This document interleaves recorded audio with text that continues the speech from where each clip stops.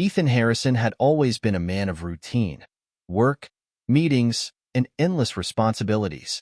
His wealth, once a source of pride, now felt like a gilded cage. Richard paused as he looked at the worn face of the beggar, who sat hunched over on the curb with an empty cup in front of him. For a moment, he felt a sudden wave of guilt. So much wealth, and here was a man with nothing, struggling just to survive. His fingers tightened around the single-dollar bill in his wallet.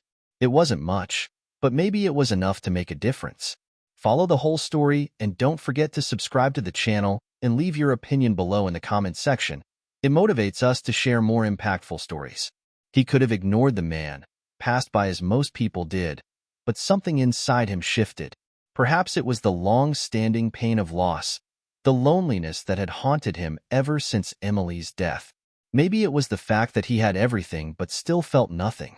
Whatever the reason, he found himself walking toward the beggar. "Here," Harrison said softly, handing the dollar over. The beggar looked up, surprised. "Just take it." The beggar's fingers trembled as he reached out and took the dollar, his eyes meeting Harrison's with something almost like gratitude, or perhaps disbelief. "Thank you, sir."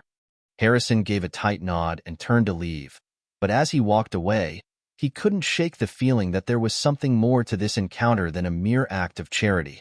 The beggar's eyes, they looked so familiar, like a face he had seen years ago, but he couldn't place it. He shook his head, trying to dismiss the thought. It was just a passing moment, nothing more. The next day, Harrison stood at his wife's grave, the familiar ache in his chest flaring up again.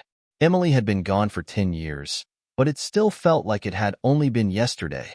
His thoughts drifted, and just for a brief moment, he felt her presence beside him, as though she were watching over him, waiting for him to let go of the past and truly live again. A shadow fell over the grave, and Harrison turned.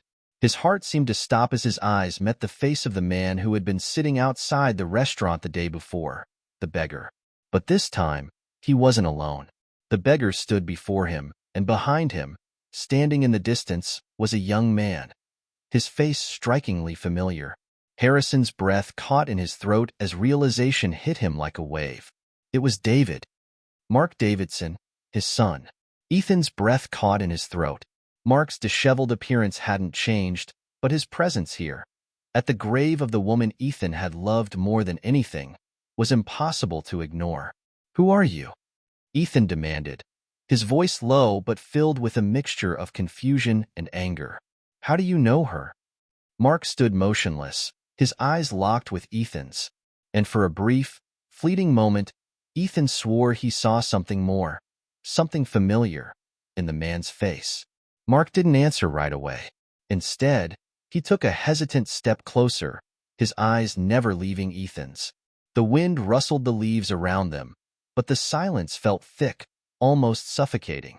Ethan took a step back, his pulse quickening. "Who are you?" he repeated, his voice sharp. "Why are you here?" Mark glanced at the grave, then back at Ethan, his expression unreadable.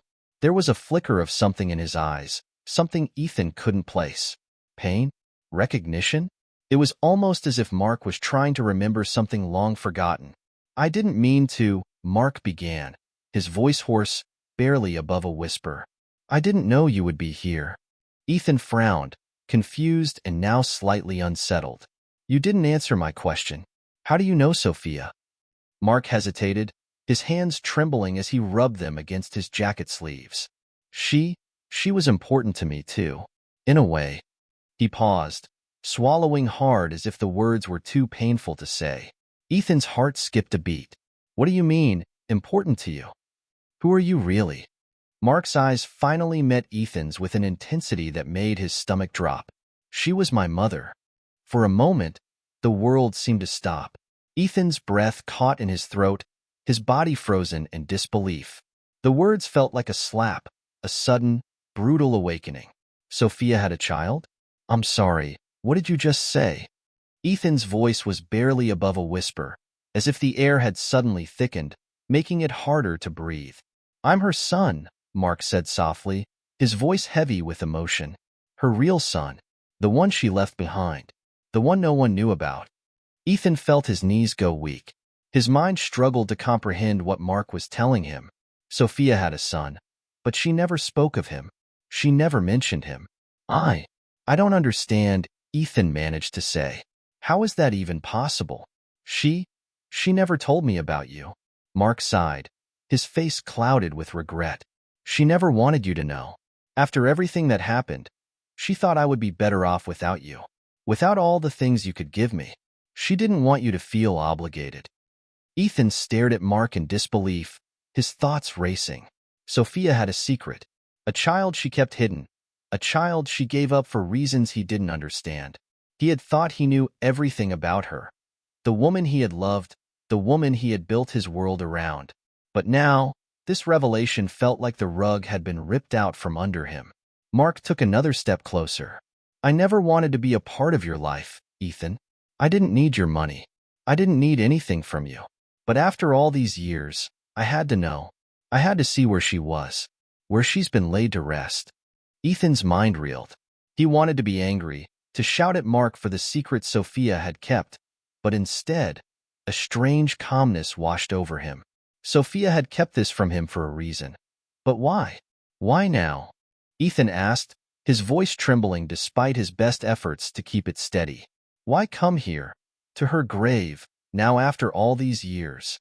Mark's gaze softened, his eyes dark with sorrow. Because I had to know you. I had to know who she loved, and if that love still matters. Ethan stared at Mark, his chest tight with emotions he couldn't name.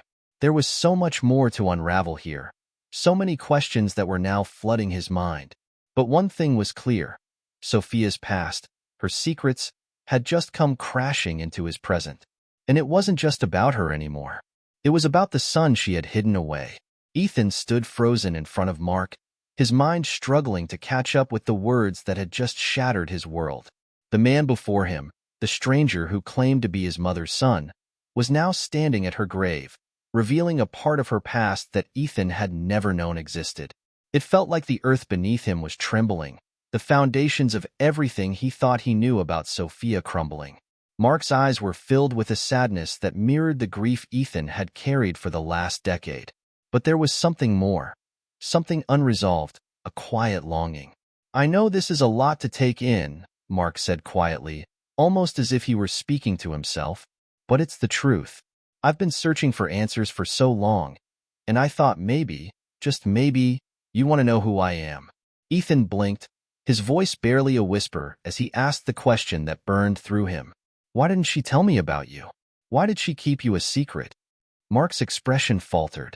He turned his gaze back to the gravestone, the weathered name of Sophia Matthews carved deeply into the stone. She didn't want to hurt you. She didn't want you to feel responsible for me, or for the things she couldn't fix. Ethan's heart twisted in his chest. What did that mean? His mind raced back to the memories of Sophia, the woman who had loved him with all her heart, who had built a life with him, who had died too soon. The woman who had never once mentioned a son, a child she had given up. Why? What had happened? I don't understand, Ethan said, his voice thick with emotion.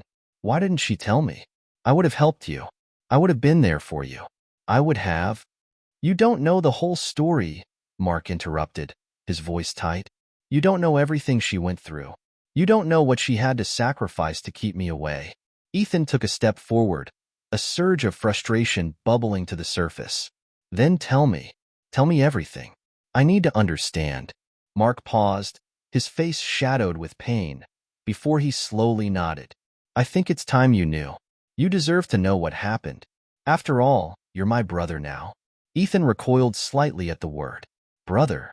It felt alien, foreign, and yet undeniable. Mark was right. They were connected, by blood, by Sophia's past, and now, by the truth. There's so much I don't know, Mark said, his voice trembling slightly. Sophia didn't just leave me behind because she didn't want me. She left because of the things she couldn't escape, the choices she made, the mistakes. Ethan's pulse quickened. What do you mean? What choices? What mistakes? Mark turned his gaze back to the grave, his hands fidgeting with the hem of his jacket. I was born under circumstances that weren't easy. She was young, alone, And my father wasn't the man she thought he was. He hurt her. And when she found out she was pregnant with me, she knew the world would judge her. She didn't want you to know about me because she knew the kind of person I might become, someone like him. Ethan's chest tightened at the mention of Sophia's past lover, the man who had left a scar on her soul. The truth about Sophia was so much darker than I ever imagined.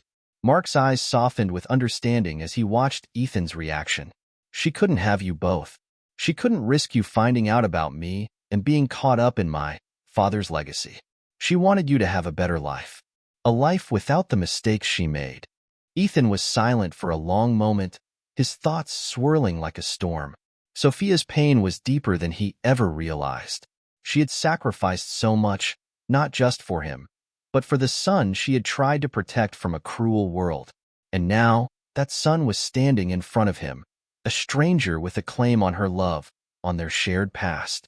Mark seemed to sense the weight of Ethan's thoughts and continued softly, I never asked for this. I never wanted to bring this to your doorstep, but I had to know who you were. I had to know if you had turned out like she always hoped. If she had made the right choice in leaving me behind. Ethan took a slow, steady breath, the weight of the revelation pressing down on him. I don't know what to say. I don't know what to think. His voice broke slightly. I thought I knew everything about her. But this is something else entirely. Mark nodded slowly. I understand. I don't expect you to accept me just like that. He paused, then added quietly, but I'd like to know you, if you'll let me. The wind picked up again, rustling the leaves around them, as the tension between the two men hung thick in the air. Ethan's mind was a blur, yet beneath all the confusion, something began to stir. He had just learned of a part of Sophia's past that had been kept hidden for a reason. He couldn't just turn his back on Mark, not now, not after hearing the pain in his voice.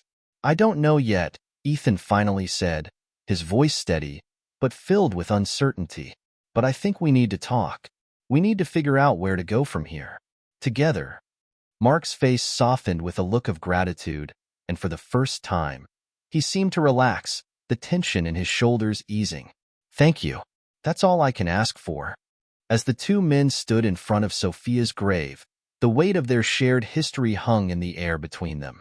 Ethan had no idea what the future held, but for the first time in a long while, he felt like he was no longer alone in his grief. He had just found a brother he never knew he had, and who, perhaps, would help him find a new kind of closure. But with that discovery came even more questions, and he wasn't sure if he was ready for the answers. The following day, Ethan couldn't shake the images of Mark standing in front of his mother's grave. The stranger who had claimed to be Sophia's son, his brother, had turned his world upside down. It wasn't just the shock of finding out that his mother had kept such a monumental secret. It was the rawness in Mark's voice, the hurt that seemed to run so deep, and the overwhelming realization that there were still pieces of his mother's life that Ethan had never even considered. He sat in his office, absent-mindedly stirring his coffee, staring out the window at the sprawling cityscape. His thoughts were consumed by the events of the previous day. He had always thought he understood his mother, had thought he knew the woman who had raised him, who had taught him to be kind, to be strong, and to be the best version of himself. But Sophia Matthews, as he was learning, had more layers than he could have ever imagined. What was her life really like before she became mine? The question gnawed at him. He couldn't let it go. A knock on the door broke his reverie. Ethan turned to see his assistant, Claire, standing in the doorway with a hesitant expression. Mr. Matthews, there's a visitor here to see you. Ethan raised an eyebrow. A visitor? Who? Claire stepped aside, revealing Mark, who was standing in the hallway. His posture was rigid, his expression nervous, but there was a certain determination in his eyes that Ethan couldn't ignore. Ethan stood up, his chair scraping against the floor. His heart raced, but he forced himself to keep his tone neutral. Mark. Mark gave a hesitant nod, stepping into the room. I know this is unexpected, but I thought we should talk. I wanted to explain a bit more about everything. Ethan gestured to the chair across from his desk. Please sit. Mark sat down slowly, his hands folded in his lap, his gaze shifting between Ethan and the desk in front of him.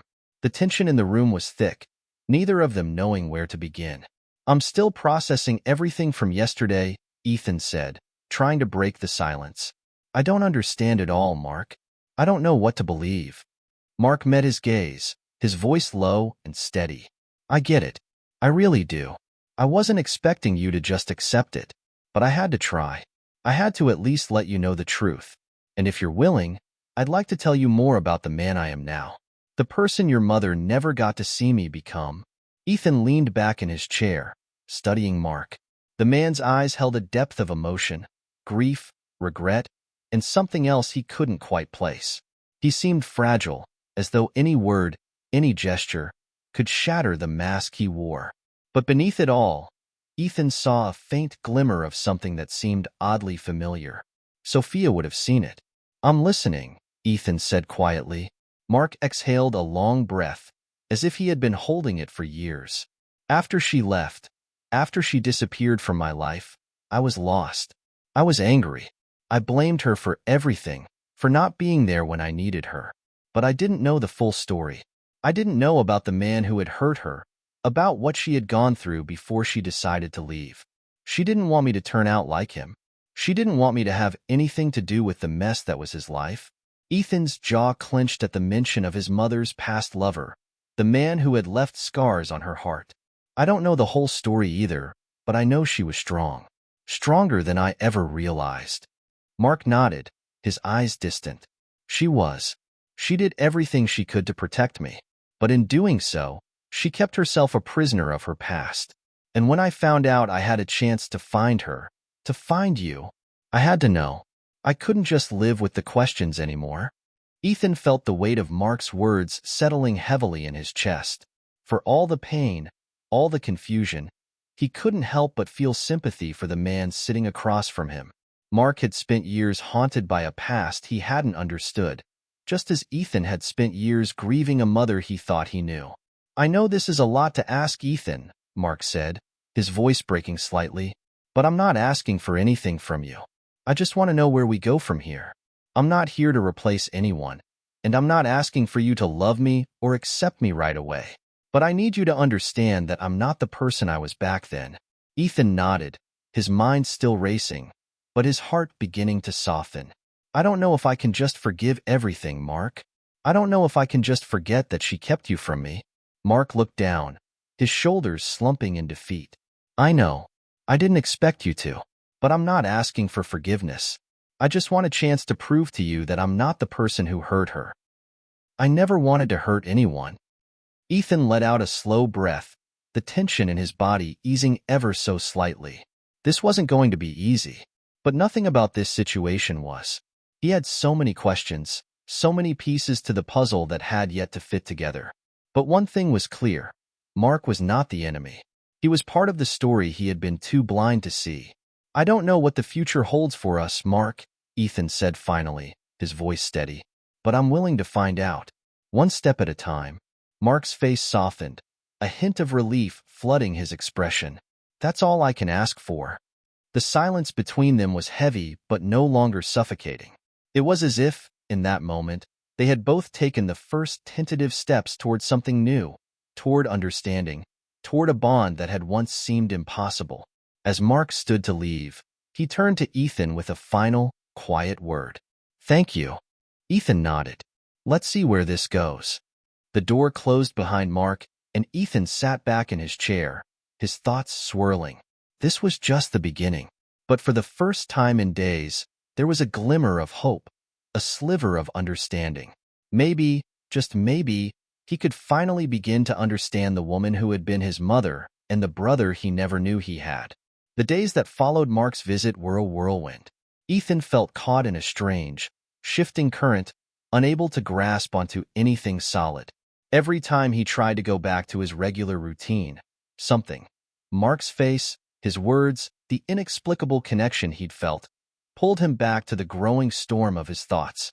His meetings at the office seemed hollow.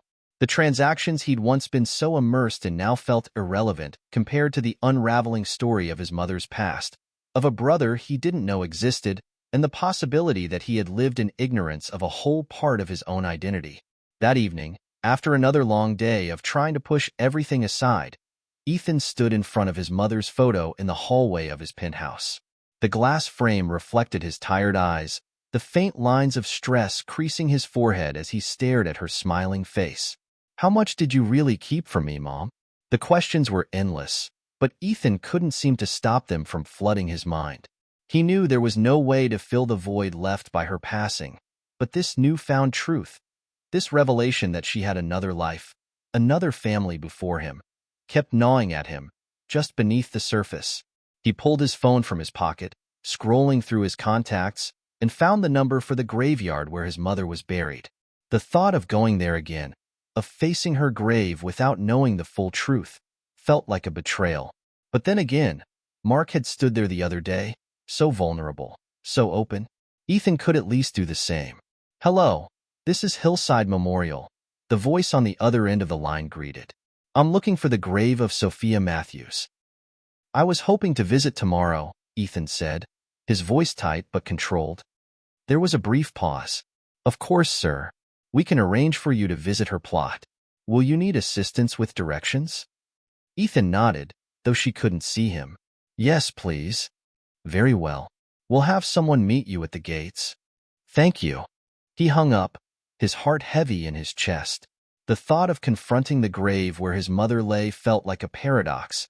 He needed to go, to pay his respects, but he also dreaded what it might do to him. To finally stand there knowing everything about her life wasn't what he had thought. He could already feel the flood of emotions that would overtake him when he stepped onto that soil again. As the sun set that evening, painting the sky in soft hues of purple and orange, Ethan found himself sitting on his balcony, a glass of whiskey in hand, gazing out over the city. The world outside seemed to continue on without a care, but inside, he was torn between wanting to know more and fearing what it might mean. The next morning, Ethan drove to the cemetery, the air thick with a sense of finality as he pulled up to the gates. His hands gripped the steering wheel, knuckles white from the tension. A groundskeeper waved him in, guiding him toward a secluded section of the cemetery where his mother had been laid to rest. It was a beautiful spot, surrounded by tall trees that whispered in the wind, their branches swaying in the soft breeze. But as Ethan parked the car and got out, the beauty of it all seemed to fade into the background. He was here for something far more personal than any scenery could offer. As he walked towards the grave, his thoughts turned to Mark again. What would it mean if Mark were telling the truth? The closer he got, the heavier his feet felt.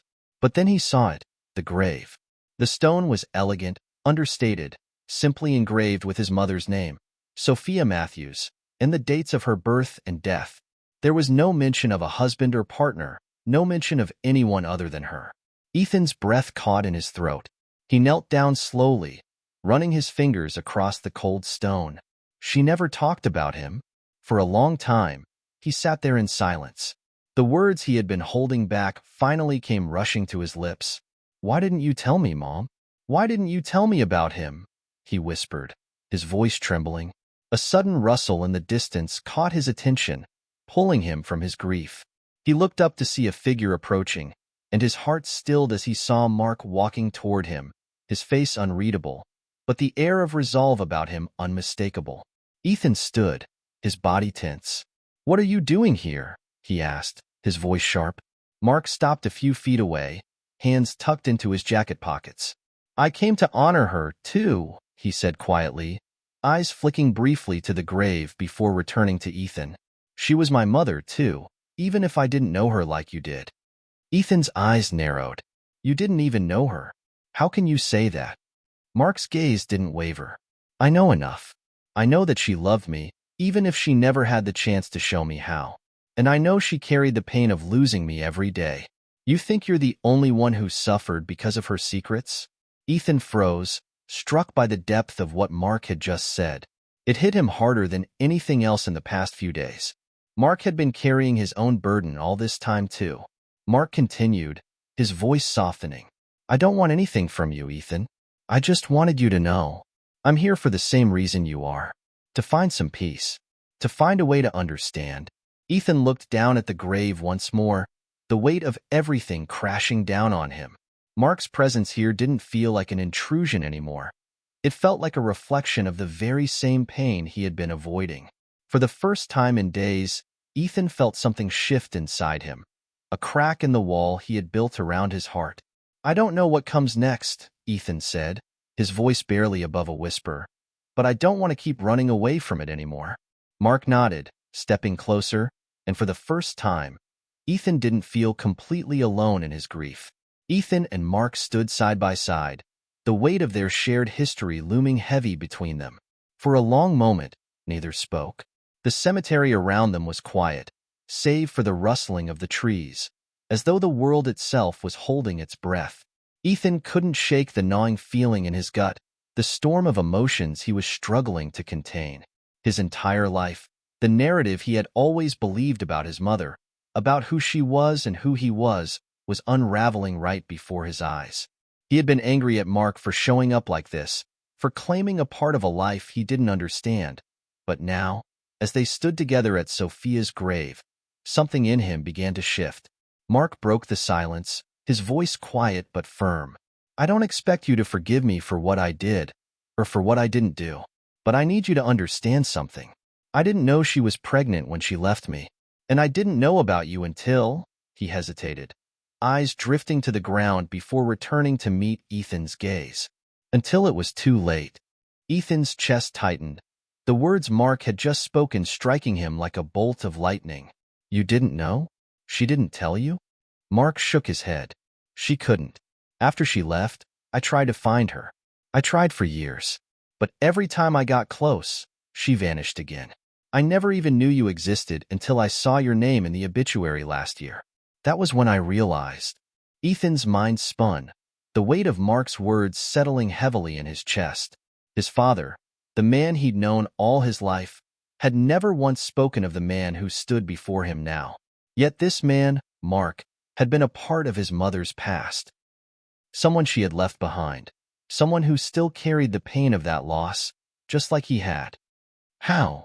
Ethan whispered, his voice barely audible. "How did you find out?" "I saw the name in the obituary. Sophia Matthews. I knew she had to be the one. When I looked into it more, I found out she had a son. I didn't expect it to be you, but when I saw your picture, it all clicked. You looked just like her. It was like I was seeing a ghost of the life I could have had." Ethan was silent, digesting this new reality. The connection between him and Mark was undeniable, yet the emotions it stirred were complicated, difficult to navigate. A part of him wanted to shut down, to walk away from the mess of it all, but another part, a part he hadn't been willing to confront before, wanted to understand, to know everything about this man who had been in his mother's life before him. Finally, he spoke, the words coming out in a rush. "Why didn't you reach out sooner? Why wait until now?" Mark's eyes darkened, a flicker of pain crossing his face. "I couldn't. I had to respect her decision. She wanted to move on, and I didn't want to disrupt the life she'd built. I didn't know if you'd even want to hear from me, let alone accept me as family." Ethan swallowed hard, his throat thick with emotion. "I don't know if I'm ready for this," he admitted, the vulnerability in his voice raw and honest. "This changes everything. I thought I knew who I was. But now—" "I get it," Mark interrupted, his tone gentle. "You're angry. You're confused. I don't expect anything from you, Ethan. I just wanted to tell you the truth. I wanted you to know that I've been looking for you, hoping one day I could make things right." Ethan looked at the grave again, the weight of his mother's absence pressing down on him. But now, as he stood there with Mark, a strange sense of peace settled over him. It wasn't the kind of peace that erased the hurt or the confusion, but it was something that felt like a first step toward understanding the man who had once been a part of his mother's life, and, in a way, a part of his own. For the first time in a long while, Ethan felt like he wasn't completely alone in this. Maybe they could rebuild, start something new, something that wasn't based on secrets or regrets. "Maybe we can figure this out together," Ethan said, surprising even himself with the words. Mark nodded slowly, a faint, almost hopeful smile crossing his face. "Maybe we can."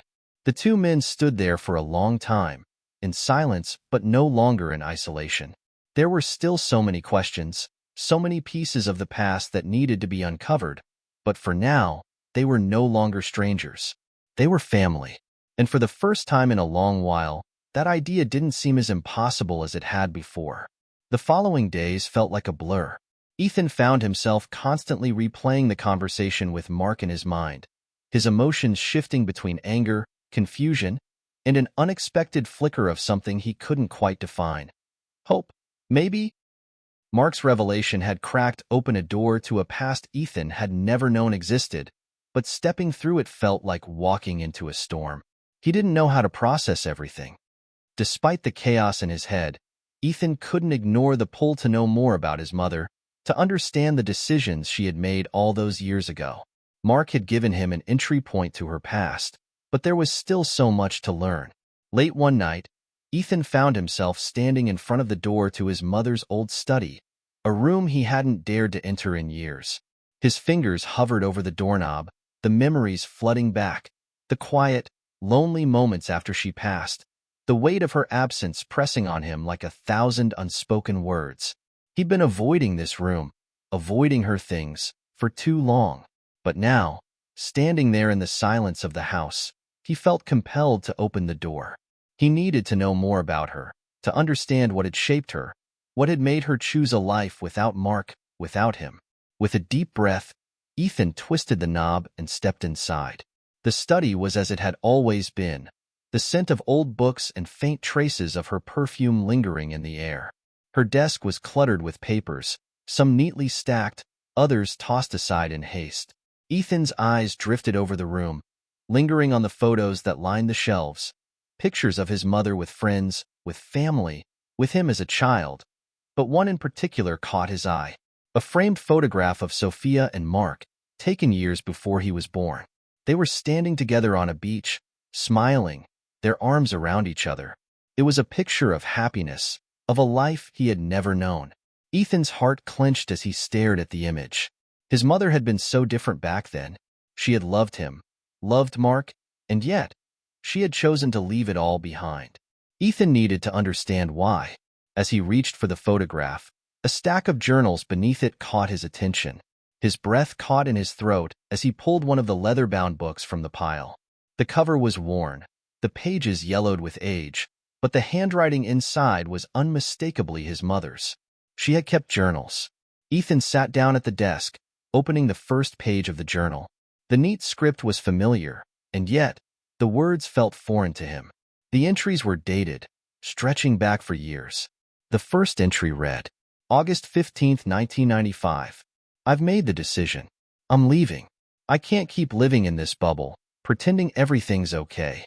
Mark deserves more than what I can give him, and Ethan. I don't want him to grow up in the chaos we've created. It's time to go. It's time for me to find my own way, to do this alone. Ethan's stomach twisted as he read those words, his mother's pain evident in each line. She had loved him, but she had thought leaving was the only way to protect him from something she couldn't control. He closed the journal, his mind reeling. This was just the beginning. He needed to understand more, but where would it lead him? As Ethan leaned back in the chair, his phone buzzed. It was a message from Mark. I've been thinking about our conversation. If you're ready, there's more I can tell you. But it's not easy to hear. Call me when you can. Ethan's fingers hovered over the phone. He could feel the weight of the choice hanging in the air. Was he ready to know more? Was he ready to hear what Mark had to say about his mother? What truths would surface? He glanced once more at the photo of his mother and Mark, standing together in that distant, happy moment. Then, without thinking, he hit the call button. Ethan, Mark's voice was soft, but there was an edge to it. Are you sure about this? Once you know, there's no going back. You might not like what you find. I'm ready, Ethan said, his voice steady despite the unease churning in his gut. Tell me everything. Ethan's heart raced as he sat in the dim light of his mother's study, waiting for Mark's words. The silence on the other end of the line stretched too long, like a rope tied tightly around his chest. Finally, Mark spoke. His voice was thick, layered with years of regret and sorrow. Your mother didn't just leave because she thought it was best. There were things she couldn't escape, things she never wanted you to know. But you deserve to hear the truth. He paused, as if bracing himself. You were never supposed to be a secret, Ethan. Ethan's breath caught in his throat. His fingers gripped the edge of the desk as Mark continued. I tried. I fought for her to tell you. But she wouldn't. She couldn't. She was scared of what it might mean for you, for your future. Mark let out a shaky breath. She was trying to protect you from something I never wanted you to be part of, something I never wanted you to know about her past. Ethan was silent, his mind spinning. He could barely process the words, let alone the weight of what they implied. He thought he understood the basics of his mother's life, of their life together. But this was something else. He was no longer just a son hearing about his mother's decisions. He was about to uncover a part of her life that had been buried, locked away for reasons he hadn't understood until now. Mark, Ethan finally managed, his voice trembling. What are you talking about? What past? What secret? Mark hesitated. Ethan could almost hear him taking a breath, gathering the strength to continue. You don't know this, but your mother was involved in something dangerous before she met me. I should have told you earlier, but I couldn't. She left it all behind when you were born. But the past never stays buried, Ethan. It always finds a way to come back. Ethan's mind raced, the words feeling like cold water sloshing over him. Dangerous? The mother he had known, a woman who had always been kind, loving, and strong, couldn't possibly have been involved in something dangerous. Your mother, Mark continued, his voice soft, as if speaking in a hush to avoid stirring up ghosts. She was part of a group, people who operated in the shadows. Criminals, really. But it was more than just money. It was about power, control. I got pulled in with her, but she was different. She wanted out. She wanted to protect you, Ethan. That's why she had to disappear. The words hung in the air, heavy and suffocating. Ethan could barely breathe. The image of his mother, this woman he thought he knew, was being shattered before him. She had lived a double life, one he could never have imagined. Why didn't she tell me? Why didn't she trust me? Ethan's voice cracked as the anger rose inside him. I had a right to know. She left me with nothing but questions and half-truths.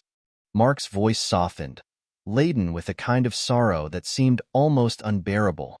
She wanted to, Ethan, but she couldn't risk it. She didn't want to bring that world back into your life. She wanted you to grow up without it hanging over your head. It was easier for her to protect you by keeping you in the dark, even if it meant losing you for a while. A painful silence filled the space between them. Ethan felt his mind racing, trying to piece together the fragments of the past, trying to understand why his mother had chosen this life, why she had chosen to cut herself off from everything, even him. What happened to her? Ethan finally asked, his voice hollow. Mark exhaled slowly, the sorrow palpable in his words. She tried to leave, Ethan. She fought for a normal life, for you, but the past doesn't let go so easily. They found her, and they made sure she couldn't escape. I wasn't strong enough to protect her, and after she passed, I thought I'd lost everything. Ethan swallowed hard. The weight of what he was hearing was unbearable. The woman he had always seen as his mother, a figure of warmth and strength, had been hiding this dark, dangerous world from him, keeping it away from his life at all costs. Mark's voice shook as he spoke again. But I'm here now, Ethan. I never stopped thinking about you. I never stopped wondering how you were doing. And I'm not going anywhere. We can figure this out together.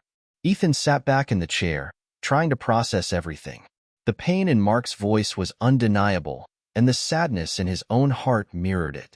He had wanted answers for so long, but not like this. Not with a past this tangled, this dark. I don't know what to do with all of this, Ethan said, the words feeling foreign as they left his lips. Mark's response was gentle, almost soothing. You don't have to do anything right now. Just know that you're not alone. You've got me, and you always will. Ethan glanced down at the journal on the desk, his mother's words still haunting him. He wasn't sure where this journey would take him, or what he would find along the way. But one thing was clear. He couldn't turn away from the truth. Not anymore. Thanks, Mark, Ethan said quietly, his heart heavy. I'll keep in touch. I need time to think. I understand, Mark replied. Take all the time you need. As Ethan hung up the phone, he looked around the study once more, the weight of the past pressing down on him. His mother's life, the life she had kept hidden, was far from the image he had carried all these years. But even as the darkness of her past unfolded, Ethan knew one thing. He would never stop searching for the truth, even if it meant confronting a past that could destroy everything he thought he knew. The following morning, Ethan woke early, his mind still a battlefield of emotions. The truth Mark had shared with him the night before felt like a foreign body inside his chest, a weight he could neither ignore nor fully comprehend. The more he thought about it, the more it unsettled him. His mother, a woman he had adored and revered for so long, had been part of something much darker, much more dangerous than he could have ever imagined. It felt like an unbearable betrayal, even though he knew she had done it to protect him.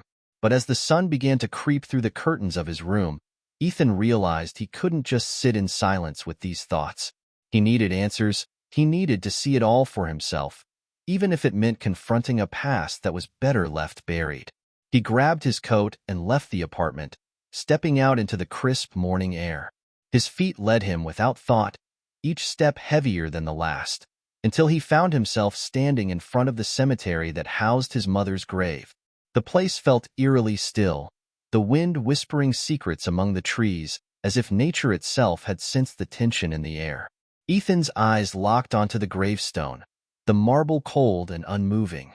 His mother's name, Samantha Holloway, engraved in elegant letters, stared back at him.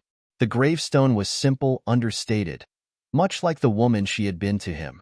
A mother, a protector, a friend.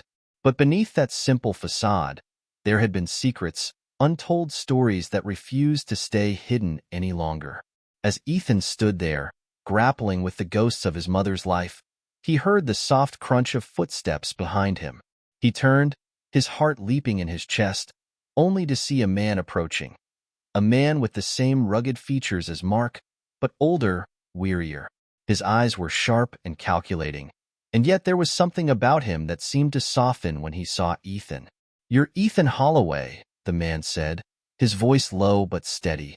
Ethan nodded, unsure of who this stranger was, but his instincts told him that this man was connected to the past he was trying to understand. "And you are?" Ethan asked, his voice wary but curious.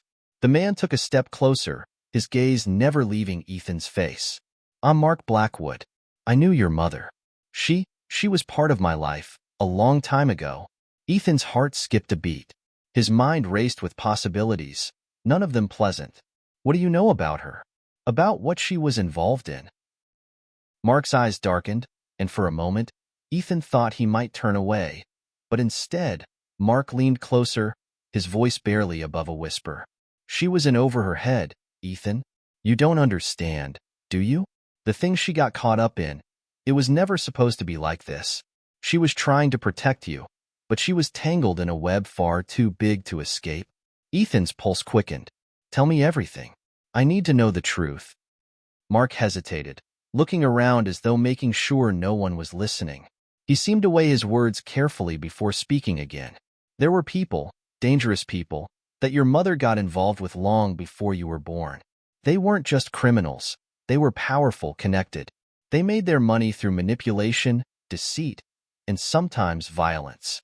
Ethan felt his stomach churn as the words sank in. The world his mother had hidden from him was far darker than he had ever imagined. "She tried to get out," Mark continued, his voice strained. "She met your father, fell in love, and thought she could leave that life behind. But once you're in, they never let you go. Your mother fought for years to keep you safe, but there were always people watching, waiting." Ethan's hands clenched into fists.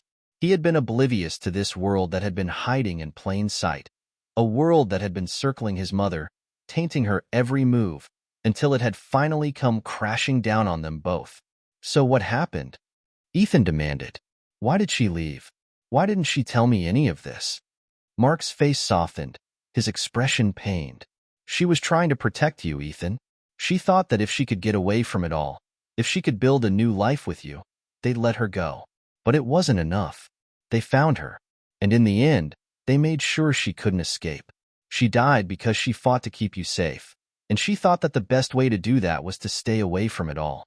She never wanted you to get caught in it. Ethan felt the weight of Mark's words settle into his chest like a stone. His mother had died not just because of some accident, but because of the very people she had tried to escape. She had given up everything for him, and yet she had left him in the dark, forced to live with the lie she had built to protect him. "I need to know more," Ethan said, his voice shaking but determined. "You've got to help me understand everything." Mark nodded slowly, his eyes filled with the kind of sorrow Ethan hadn't known was possible. "I'll help you, but be warned, Ethan. Once you start digging, there's no going back. The people she was involved with don't forget, and they don't forgive." Ethan stood tall, despite the storm swirling inside him. "I'm ready. I have to know the truth." Mark studied him for a moment before giving a single nod. "Then we'll start from the beginning. You deserve to know everything. But be careful, Ethan. This is a dangerous path, and once it's started, there's no stopping it." With those words, Mark turned and began walking away, leaving Ethan standing alone in front of his mother's grave, the weight of the truth crashing down upon him like a wave. He had no idea what would come next, but he knew one thing for certain. He was about to uncover the darkest secrets of his mother's past, and they would change everything. The following days felt like a blur to Ethan. Each morning, he would wake up with the weight of Mark's words pressing on his chest. He couldn't shake the image of his mother, a woman who had seemed so invincible in his eyes, now reduced to a ghost tangled in a web of crime, danger, and secrets. The world he thought he knew, the simple, quiet life he had always lived, was slipping through his fingers like sand. His meeting with Mark Blackwood had marked the beginning of a journey he hadn't been prepared for. Every piece of information he uncovered only seemed to raise more questions, pushing him further into the unknown. Ethan's search led him to old addresses, dusty file cabinets, and conversations with people who were reluctant to speak. It became clear that his mother had been part of something much larger than he had ever imagined. There were names, organizations, and alliances that didn't make sense at first, but the deeper he dug, the more interconnected everything became. The people his mother had tried to escape weren't just criminals. They were deeply embedded in the political, financial, and social fabric of the city. They had influence in every corner of the world Ethan had once thought safe. But even as he uncovered more, there was still a piece of the puzzle missing. Ethan felt like a detective in a case with no clear answers, but he had a growing sense that the truth wasn't just hidden in the past. It was waiting for him at the end of this long, tangled road. One afternoon, as Ethan sifted through old photos in his apartment, his phone buzzed with a message from Mark. "Meet me at the old warehouse on 6th and Main tonight. I have something important to show you." Ethan felt his heart race. He didn't hesitate. This was the lead he'd been waiting for. The warehouse loomed in the distance as the sun dipped below the horizon, casting long shadows across the empty street. Ethan's footsteps echoed as he approached the rusted metal door, his pulse quickening with each step. He pushed the door open cautiously, stepping inside to find Mark already waiting in the dim light, his face hard and unreadable. "What is it?" Ethan asked, his voice barely above a whisper. Mark gestured for him to follow, leading him deeper into the warehouse. The air was thick with dust, the smell of old wood and metal lingering in the stale space. As they moved further in, Ethan's eyes adjusted to the gloom, and he saw a series of old crates and boxes piled high against the walls. Mark stopped in front of a large wooden crate in the corner, one that looked different from the rest. Its edges were worn, as though it had been handled many times. Mark kneeled down, pulling a crowbar from his bag and prying open the lid with a low groan. Inside the crate were stacks of documents, photographs, and old files, things that looked like they had been hidden away for years. Ethan's breath caught in his throat as Mark began to pull them out, one by one, and lay them out on the floor. "This is it," Mark said, his voice filled with a strange finality. "This is what your mother was trying to protect you from. The truth. The whole truth."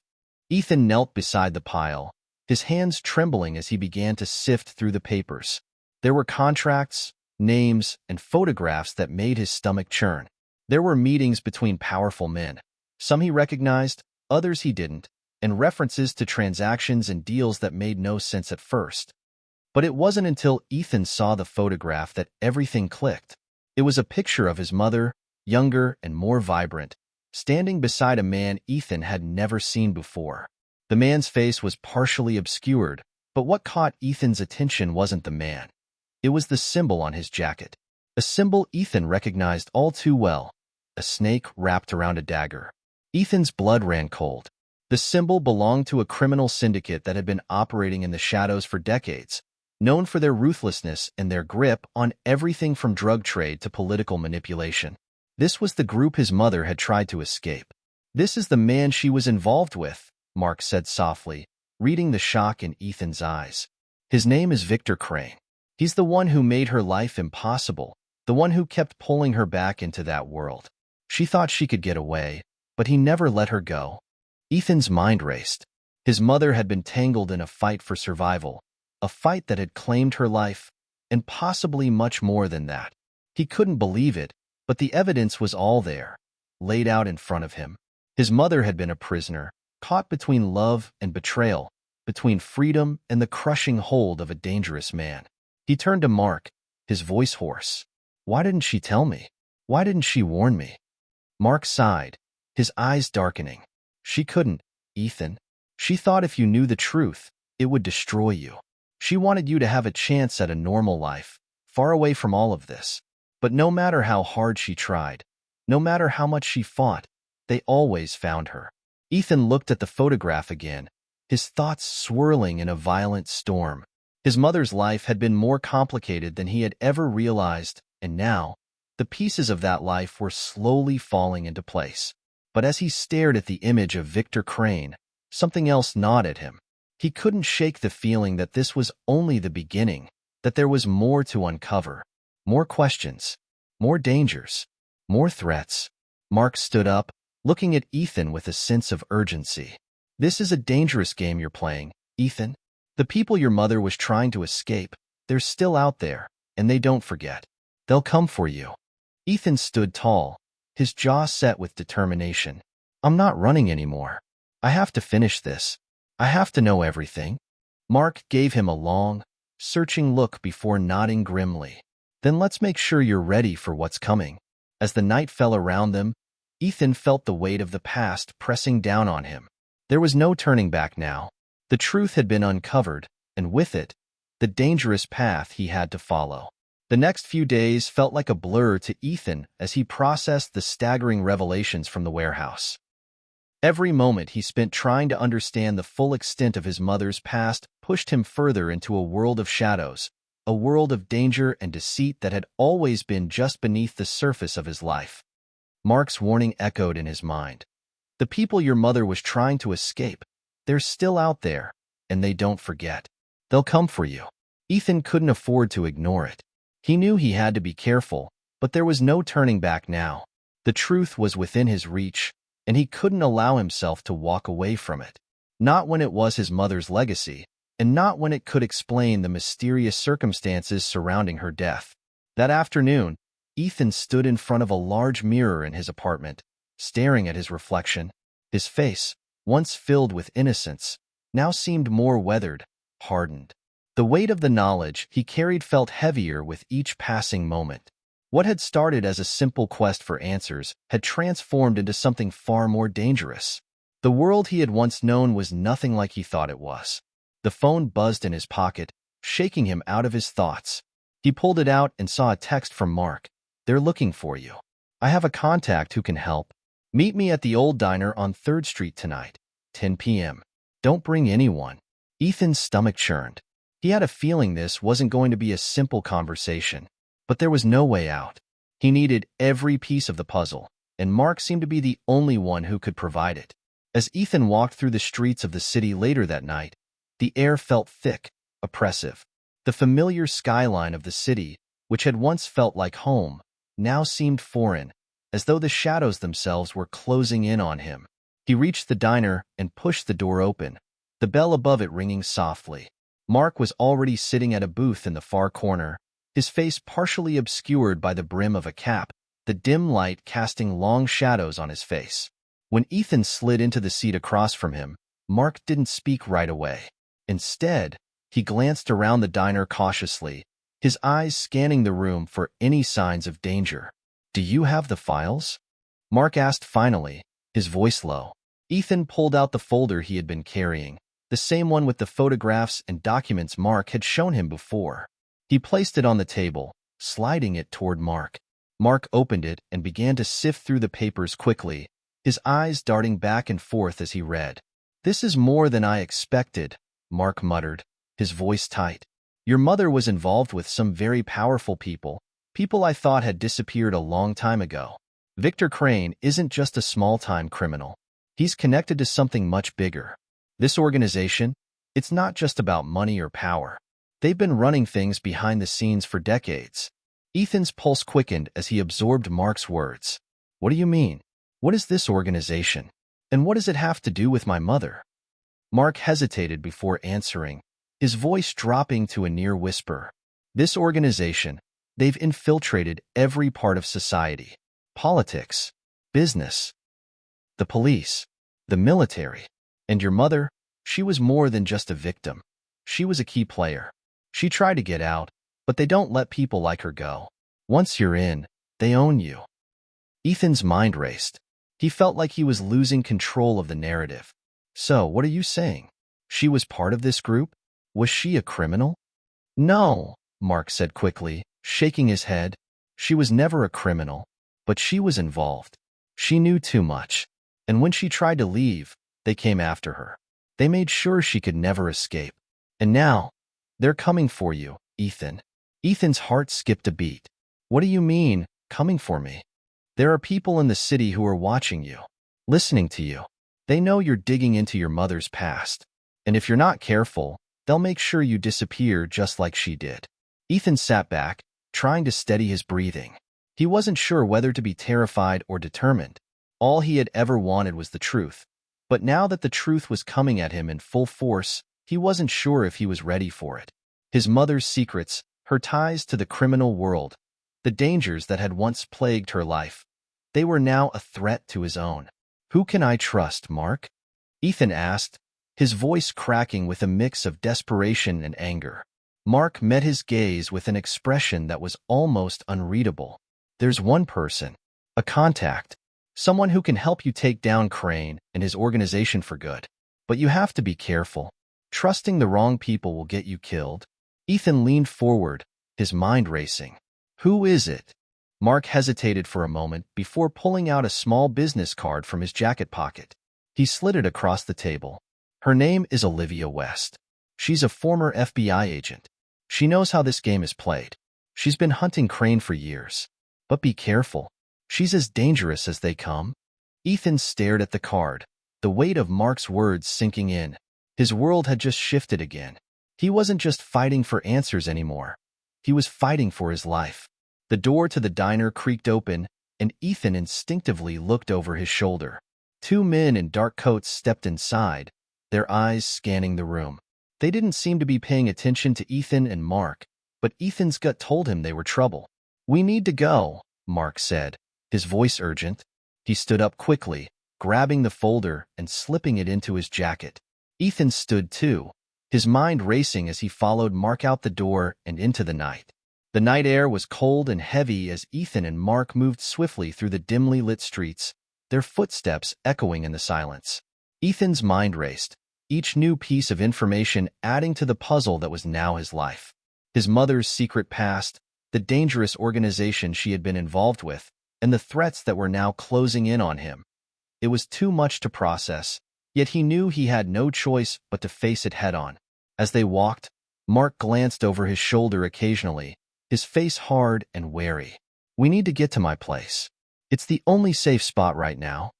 Ethan nodded, barely registering the streets around him as his thoughts continued to swirl. The name Olivia West had lodged itself in his mind. A former FBI agent. Dangerous. A hunter of Crane and his organization. Was she really someone he could trust? He didn't know, but he had no other choice. His options were running out. They turned down an alley, the dim glow of streetlights barely cutting through the dark. Ethan could feel the tension in the air, the sense that they were being watched. Mark led him into a nondescript building, the door creaking as he opened it, and the faint smell of old wood and metal greeted Ethan's senses. Inside, the place was sparse but functional. Furniture was minimal, and the walls were adorned with only a few maps and photographs, all of which seemed to be connected to something bigger. The floor was covered in old carpeting, the kind that made Ethan's footsteps sound muted as he followed Mark deeper into the room. Mark moved quickly, going to a small desk in the corner and pulling open a drawer. He retrieved a laptop and powered it on, his fingers flying across the keyboard. Ethan leaned against the wall, trying to catch his breath, but his mind was still spinning. Everything was happening so fast, and he had barely begun to digest the implications of what Mark had told him. After a few minutes, Mark turned the laptop toward Ethan, showing him a series of documents and photographs. "This is Crane. Victor Crane, the man your mother was trying to escape." Ethan studied the images. Victor Crane was a man with a cold, calculating stare, his face framed by dark, slicked-back hair. The photos showed him at various events, conferences, high-profile meetings, and gatherings with other powerful individuals. On the surface, he looked like any other wealthy businessman. But the deeper Ethan looked, the more he saw the shadowy connections that tied Crane to the underworld. "These photos were taken over the course of several years," Mark explained, his voice tight. "Your mother was working with him, but I don't think she was ever fully on his side. She was an asset, someone he could control, but she didn't play by the rules, and that's why they came for her." Ethan's mind was reeling. His mother, the woman he had thought was simply a loving parent, had been caught in a web of corruption and danger far beyond anything he could have imagined. But why would she get involved with someone like him? What was she hoping to accomplish? Mark sighed, running a hand through his hair. She was trying to get close to Crane, trying to learn everything she could about the organization. She was working to bring them down from the inside. But she got too close, and when she tried to pull away, they made sure she paid the price. Ethan's stomach twisted. His mother had been playing a dangerous game, a game that had cost her life. He could feel the anger rising within him, but there was more to the story. He could sense it. "So what now?" he asked, his voice shaking with a mix of fury and determination. Mark met his gaze, his expression serious. "Now we find Olivia West. She's the only one who can help you get to Crane. She has the resources, the connections, and the knowledge. But you have to be careful. She's not the kind of person you can just walk up to and trust. She's a professional, and she's been chasing Crane for years. But if you're serious about this, she's the only way forward." Ethan's hands clenched into fists as he stared at the photographs of Crane. His blood boiled at the thought of his mother's death, at the thought of the people who had destroyed her life and left him with nothing but questions and a legacy of pain.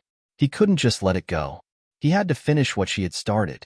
"I'll do whatever it takes," Ethan said, his voice low but filled with resolve. "I need to know everything." Mark nodded, pulling up a new window on the laptop. "I've already made contact with Olivia. She's expecting you. But remember, she plays by her own rules. Don't let her intimidate you. She's got more experience than both of us put together." Ethan took a deep breath, the weight of what was ahead settling on his shoulders. But there was no turning back. The man who had taken his mother from him, the organization that had ruined countless lives, it was time for it to end. "Where do I find her?" Ethan asked, his voice steady. Mark handed him an address written on a piece of paper. "Here, tomorrow night. Be there. And don't trust anyone else, Ethan. If you let your guard down for even a second, it could cost you everything." Ethan nodded, taking the paper and slipping it into his pocket. He stood up, the urgency of the moment pressing against him like a weight. As he turned to leave, Mark's voice stopped him. "Ethan," Mark said quietly, "if you get through this, you're going to have to make a choice between the truth and the life you thought you knew. And once you know the truth, there's no going back." Ethan hesitated for a moment, the gravity of Mark's words sinking in. He had already stepped into the unknown, but now he realized just how deep the rabbit hole went. With a final nod, Ethan left the apartment, his mind made up. There was no turning back now. The battle had only just begun. The rain fell heavily, soaking through the collar of Ethan's jacket as he stood on the sidewalk, staring at the address Mark had given him. It was a nondescript building, tucked away in a quiet part of the city where the lights were dim and the air always felt damp. No sign, no indication that anything of importance was behind the plain brick exterior. As Ethan stepped up to the door, he couldn't shake the feeling that something was off. This wasn't a meeting he'd anticipated, not in this cold, desolate corner of the city. But this was the way it had to be. If he wanted to uncover the truth about his mother's life, if he wanted to stop Victor Crane and the dangerous web he had created, he had no choice but to follow Mark's instructions. He knocked twice, each thud on the wooden door echoing louder than he expected. After a long pause, the door cracked open, revealing a woman who appeared to be in her late 30s, dressed in a tactical black outfit. Her hair, dark and straight, fell to her shoulders, and her eyes were sharp, calculating, as if she was already assessing him, reading him with a glance. "You're Ethan, right?" she asked, her voice clipped and direct, a subtle authority in every syllable. Ethan nodded, his heart pounding in his chest. He was face to face with Olivia West, the woman Mark had warned him about, the woman who was his only link to Victor Crane and the truth about his mother. "Come in," she said, stepping aside to allow him entry. The apartment was stark, utilitarian, no signs of personal touch or warmth. Everything was in its place, everything purposeful. The walls were covered with maps, photographs, and string connecting different pieces of information in a pattern Ethan could barely comprehend. It was a room designed for a mission, not for comfort. Olivia gestured toward a chair in front of a large desk cluttered with files. Ethan hesitated before sitting down, feeling the weight of the situation pressing down on him. Olivia's eyes never left him, calculating his every move. "You're probably wondering why I'm here," Ethan said, his voice steady but betraying a hint of uncertainty. Olivia didn't respond immediately. She simply studied him for a moment longer, then leaned back in her chair. "I'm wondering why Mark sent you. He doesn't trust easily, and he doesn't bring people into this fight unless they're ready. So, tell me, Ethan, why are you here?" The directness of her question caught him off guard, but he recovered quickly. He'd been through a lot to get here, and he wasn't about to back down now. "My mother. She was involved with Crane. She was trying to bring him down, but he faltered for a second, his throat tight. "She's dead now.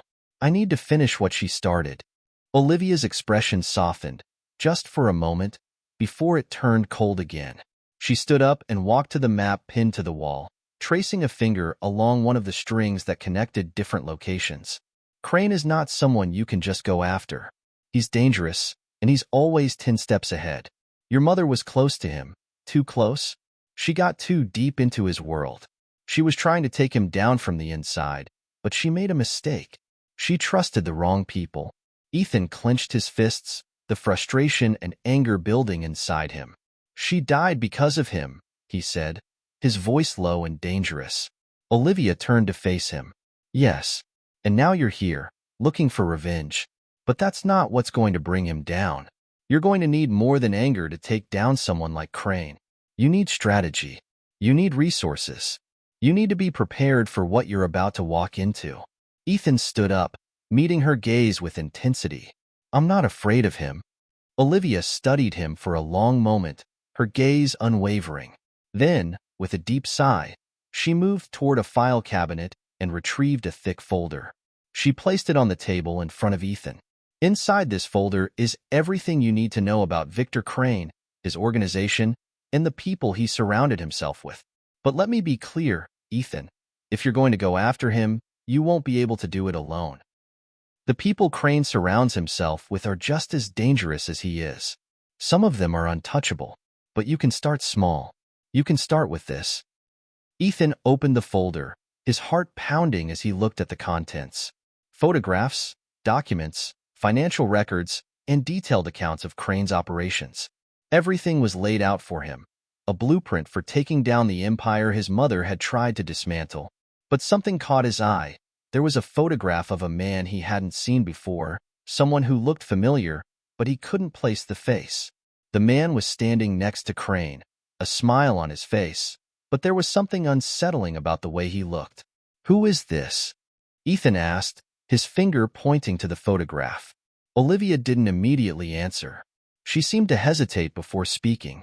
"That's John Rios," she said quietly. "He's one of Crane's closest associates. He's also one of the most dangerous. He's the kind of person who doesn't leave loose ends. If you want to get to Crane, you'll have to go through him first." Ethan felt a chill run down his spine. This was real. The world he had stepped into wasn't just about secrets. It was about survival. And if he was going to bring Crane down, he'd have to be willing to risk everything. Olivia leaned forward, locking eyes with him. "You're not just taking down a criminal, Ethan. You're going up against a machine that has no mercy. It doesn't care about who you are or what you want. You're in this now, and the only way out is to see it through to the end."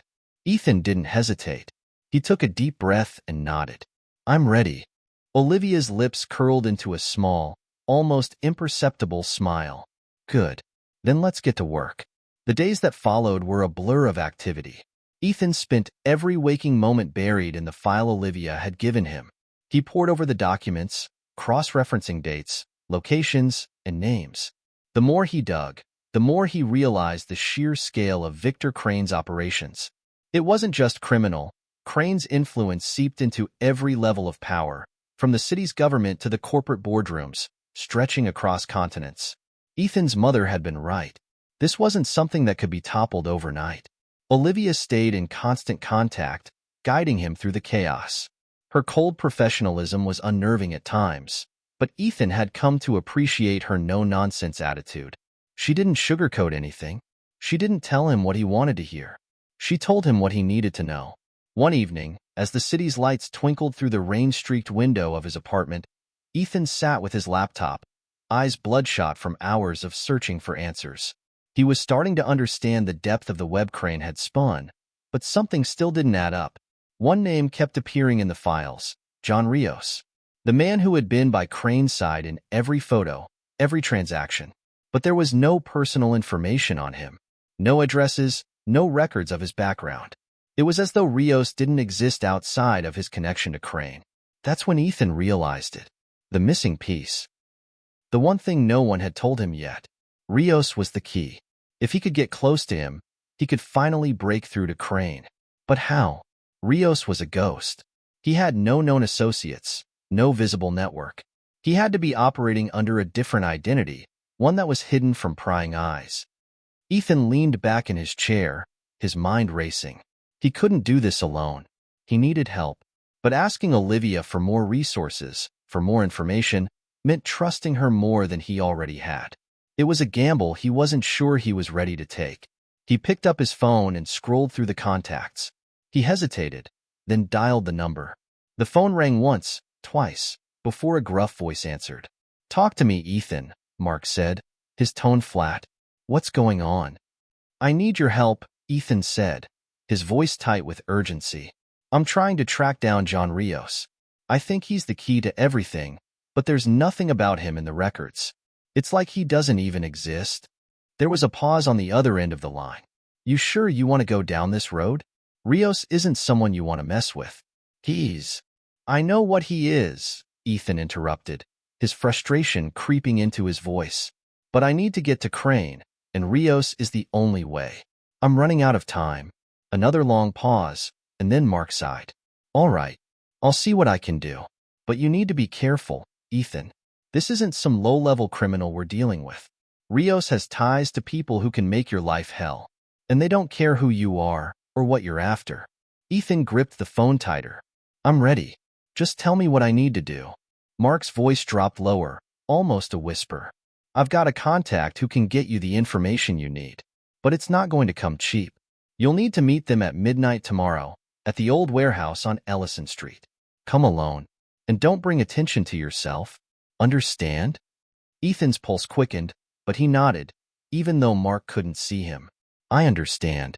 Thank you." The line went dead before Ethan could say another word. The next night, Ethan stood in front of the decrepit warehouse on Ellison Street, the dark alley surrounding it empty and foreboding. The air was thick with humidity, the smell of rust and oil permeating the surroundings. He couldn't shake the feeling that he was being watched. Every step echoed too loudly in the silence, his heartbeat hammering in his chest. He glanced at his watch, 11:55 p.m. The meeting was about to start. He walked toward the entrance, where a single flickering light illuminated the cracked pavement. There was no sign of anyone else, just the shadows dancing on the walls. Then, as if summoned by his arrival, a figure stepped out from behind a stack of crates, hooded and cloaked in darkness. Ethan tensed, his fingers instinctively reaching for the gun tucked into the waistband of his jeans. "Are you Ethan?" the voice asked, low and gravelly, muffled by the hood. Ethan didn't respond immediately, scanning the figure's every movement. Something about the voice sounded familiar, but he couldn't place it. "Yeah," he said, his voice sharp with suspicion. "Who are you?" The figure lowered the hood, revealing a face that Ethan instantly recognized, though he hadn't seen it in years. "Olivia?" Ethan's voice was barely above a whisper, the shock of the revelation hitting him like a punch to the gut. Olivia's eyes flickered in the dim light, a slight smile playing on her lips. "You didn't think I'd let you handle this alone, did you?" Ethan stood frozen, trying to process what was happening. "You said you didn't have any connections to Rios, that you weren't going to." "I lied," Olivia cut him off. "You weren't ready to hear the truth, Ethan. You still aren't. But you need to know, I've been tracking Rios for years. He's not just a shadow, he's my shadow." Ethan felt a cold chill crawl up his spine. "What does that mean?" "It means," Olivia said, her voice lowering, "I'm not who you think I am, and neither is Mark." Ethan stood in stunned silence, the words hanging in the air between him and Olivia. The warehouse, once a quiet and eerie place, now felt like a cage closing in around him. His heart raced, his mind a whirlwind of disbelief and confusion. The last thing he expected was for Olivia to reveal herself as part of this twisted network he was desperately trying to dismantle. Olivia didn't wait for him to speak, her eyes cold and calculating as she took a step closer. "I know this is a lot to take in. You thought I was just a mysterious ally, someone with the information you needed, right?" Ethan's voice was tight, almost choking as he found his words. "What the hell are you talking about? You've been helping me. You gave me the information I needed to get to Rios." "That's because I needed you to get this far," she said, her voice eerily calm. "You were the perfect pawn. You see, Ethan, you've been running a race, but you never knew who was controlling the pace." The shock hit harder this time. He felt as if the ground was slipping from beneath him. "No," Ethan whispered, shaking his head as if to ward off the truth he didn't want to hear. "You were working with Crane? With Rios?" Olivia smiled, but it wasn't the warm, reassuring smile he had once trusted. It was cold, calculating, a smile that spoke of decades of secrets buried deep beneath a facade of professionalism. "Not with Crane. With Rios. He's always been the real power behind the curtain, and I've been working with him for years." Ethan felt his pulse spike, adrenaline surging through him. He instinctively reached for his gun, but Olivia was faster, pulling a sleek black pistol from her coat and pointing it directly at his chest. "Don't," she warned, her eyes narrowing. "You won't make it out alive if you try anything." The tension between them was palpable, the darkness of the warehouse adding an oppressive weight to the moment. Ethan's mind raced, but he couldn't deny the truth in her words. She had been one step ahead of him this whole time. Everything they had talked about, every clue he had uncovered, had been orchestrated with precision. Olivia had never been his ally. "You're not the person I thought you were," Ethan said, his voice trembling with a mix of anger and disbelief. "I never claimed to be," Olivia replied coolly. "But that's the problem, Ethan. You've always seen things in black and white, good and evil. But this world is far more complicated than you ever realized." Ethan was starting to piece things together, though the shards of truth were cutting into him with every revelation. "You've been manipulating me. The information you gave me, everything. It was just a game to get me where you wanted." Olivia took a slow step toward him, lowering her gun just enough for him to see her face clearly. There was no warmth in her expression, only cold, calculated resolve. "You're right," she said softly. "It was a game. But you should be thanking me. Because if you had gone after Crane, if you had followed the trail, you would have walked right into a trap. And then you'd be dead. Rios knew exactly what you were doing. That's why he let you get this far. Ethan's eyes widened. What? Rios was playing me too? Olivia nodded. He wanted to see if you were worthy, if you were smart enough to make it through the maze. And you did. But now, it's time to make a choice. Ethan's heart pounded in his chest. What choice? She stepped back, giving him some space. The choice to join us. To be part of something bigger than your narrow little fight. To help us tear down the system and build something new. You've seen how corrupt it is. The entire world is controlled by people like Crane. You can be part of the change. Ethan's mind spun. He wanted to believe her. Part of him wanted to abandon the fight, to walk away from the constant danger and pain. But he couldn't. Not after everything he had lost. Not after the life he had sacrificed to get this far. There was no way he was going to let Rios and Crane win. I'm not interested, he said, his voice steady, though every nerve in his body was screaming at him to flee. I'm not going to join you.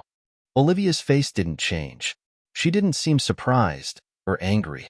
She simply nodded, as if she had anticipated this answer all along. I didn't think you would. But now, you're out of options.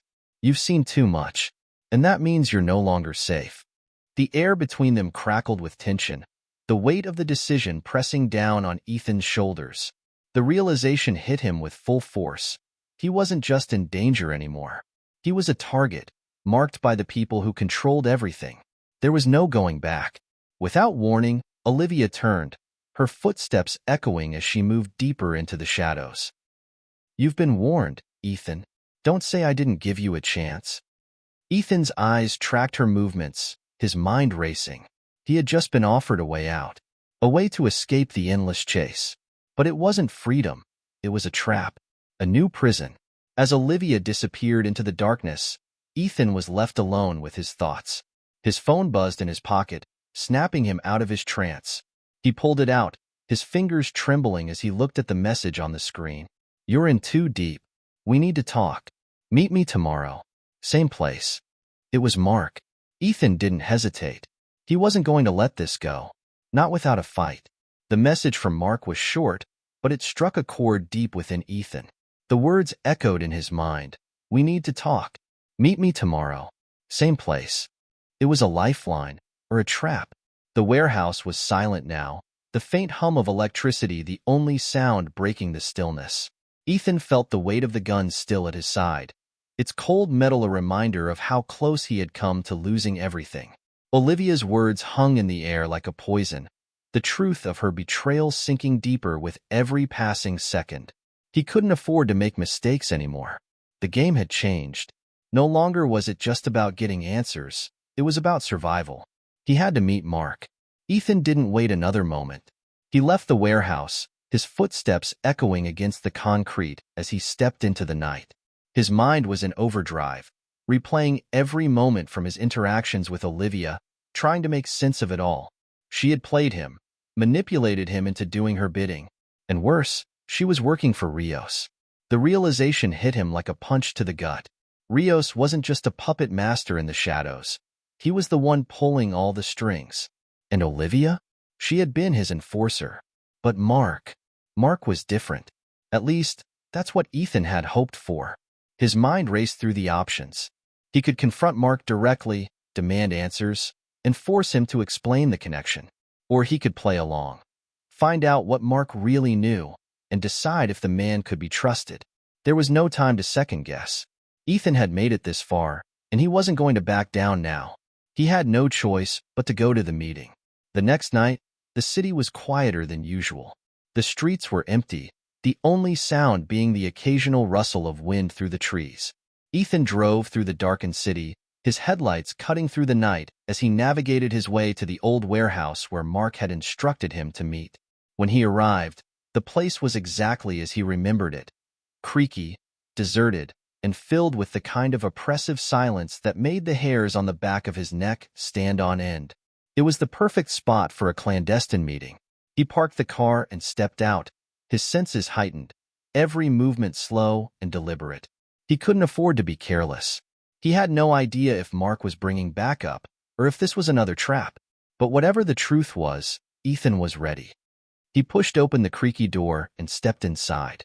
The smell of rust and stale air filled his lungs, and his footsteps echoed loudly in the empty space.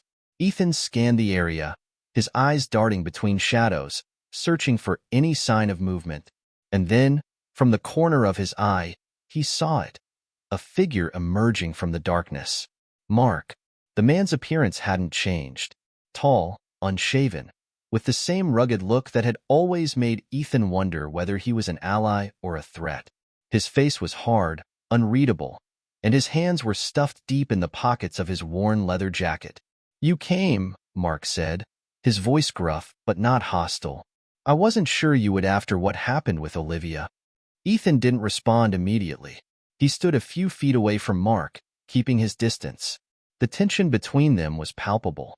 "What the hell is going on, Mark? Olivia? Rios? Crane? You knew about all this, didn't you?" Mark's expression remained neutral, but his eyes flickered with something. Guilt, maybe, or hesitation.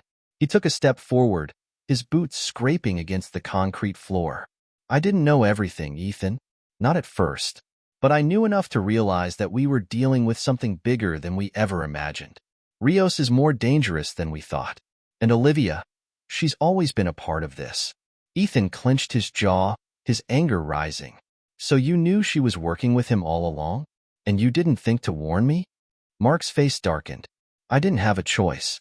I had to make sure you were in a position to get to Rios. And now, we're here.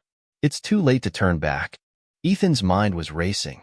"You're telling me you've been playing me this whole time too?" Mark shook his head slowly. "No, I've been trying to protect you. But this goes deeper than you know. Rios isn't just a criminal. He's part of a much larger operation, one that controls everything from the top down. And Crane? He's just one of many pawns in the game." Ethan's frustration boiled over. "So what now? I'm supposed to just trust you? After everything?" Mark stepped closer, his eyes intense. "I'm not asking you to trust me. I'm asking you to trust yourself. You've come this far. You've seen how deep this runs. But if we want to stop Rios, we have to work together. And that means you have to make a choice." Ethan's fists clenched. "What choice?" Mark's voice lowered, as if the weight of his words carried more than just information. "You can keep fighting alone, taking on Rios and everyone connected to him. Or you can join us. Join the resistance. We have the resources, the people, and the intelligence to take him down. But it's not going to be easy, and it won't be clean." The air between them was thick with tension, and Ethan felt the weight of Mark's words pressing down on him. His mind was a storm of conflicting emotions, betrayal, anger, uncertainty. But through it all, one thing remained clear. This wasn't just about revenge anymore. This was about survival. And Ethan had never been one to back down from a fight. "How do I know I can trust you?" Ethan finally asked, his voice steady but sharp. Mark didn't flinch. "You don't. But right now, I'm your only option." Ethan's heart raced. The decision wasn't easy, but he knew it had to be made. He couldn't fight this war alone. Not anymore. "I'm in," Ethan said, his voice steady as he looked Mark in the eye. "But this better not be another lie." Mark nodded. "It's not. But just remember, Ethan, once you're in, there's no going back." Ethan's decision to join Mark wasn't made lightly, but as he walked away from the meeting, his mind raced with possibilities. Mark had spoken with such conviction, and yet Ethan knew that trusting him was a gamble. But in this game of lies and betrayal, what other choice did he have? The next few days were filled with silence, the kind that presses against your chest and makes every breath feel like a struggle. Ethan stayed low, avoiding anyone who might be watching, while Mark made preparations for their next move. The warehouse had become their meeting ground, and their conversations had turned into a strategic game. Each move carefully planned, each word weighed for its significance. In the quiet moments, when Ethan allowed himself to think, memories of Olivia swirled in his mind like smoke, vivid, haunting. How could she have done this? What did Rios have on her? She had been so close to him, the two of them allies in a world that didn't seem to care about right or wrong. And yet, she had been playing her own game the whole time, feeding him crumbs of trust only to pull the rug out from under him when it mattered most. But it was her betrayal that had changed everything.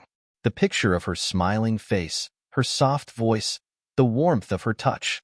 Everything that had once been real now felt like a cruel illusion. Rios was more dangerous than Ethan had imagined, and Olivia? She was one of his most trusted players. The thought made his blood boil. Mark had been right. If they wanted to bring down Rios, they had to work together. But the alliance between them was fragile, built on the cracks of broken trust and hidden motives. It was late one night when Mark finally broke the silence. His voice came over the phone, calm but urgent. "It's time," Mark said. "We've got a lead on Rios. A big one. But it's going to require everything we have to get close to him." Ethan's pulse quickened. "What's the plan?" "We go in under the radar. Get inside his operations, learn everything we can. We'll need to move fast and be ready for anything. It's not going to be easy, but we can't wait any longer." Ethan's mind raced through the implications. This was the moment. No more waiting. If they wanted to take down Rios, this was their chance. "I'm ready," Ethan said, his voice steady despite the storm of uncertainty in his chest. Mark's voice softened. "You sure about this? There's no turning back." Ethan looked out the window, his gaze steady. The city lights twinkled in the distance, but it was the darkness that called to him. He was no longer the man he had been before Olivia's betrayal. That person was gone, lost in a sea of lies and blood. The man staring back at him in the reflection now was someone different, someone hardened by the brutal truths he had uncovered. "I'm sure," Ethan said, his voice cold with resolve. "Let's end this." The following day, they began their operation. It was meticulous, dangerous, and unpredictable. Mark's network had managed to gather intel on Rios's inner circle, his most trusted allies, the ones who controlled his empire from the shadows. Their first target was a small-time associate who had recently made a move on one of Rios's more profitable businesses. A man by the name of Lucas Marlowe. Mark had insisted that Ethan meet with him in person. No phones, no electronic communication. It was a precaution, a way to keep their plan hidden from prying eyes. Ethan was to meet Lucas at a bar downtown, a place that reeked of whiskey and old secrets. The night was quiet as Ethan entered the bar, the air thick with the scent of alcohol and stale smoke. He scanned the room quickly, his eyes landing on a man sitting alone at a corner table, nursing a drink. Lucas Marlowe. Ethan approached him, his footsteps heavy on the wooden floor. Lucas didn't look up until Ethan was standing directly in front of him. The man's face was rough, weathered by too many years in the underworld. He didn't seem surprised to see Ethan. In fact, he looked almost expectant. "You must be Ethan," Lucas said, his voice low but sharp. "Mark said you'd be coming.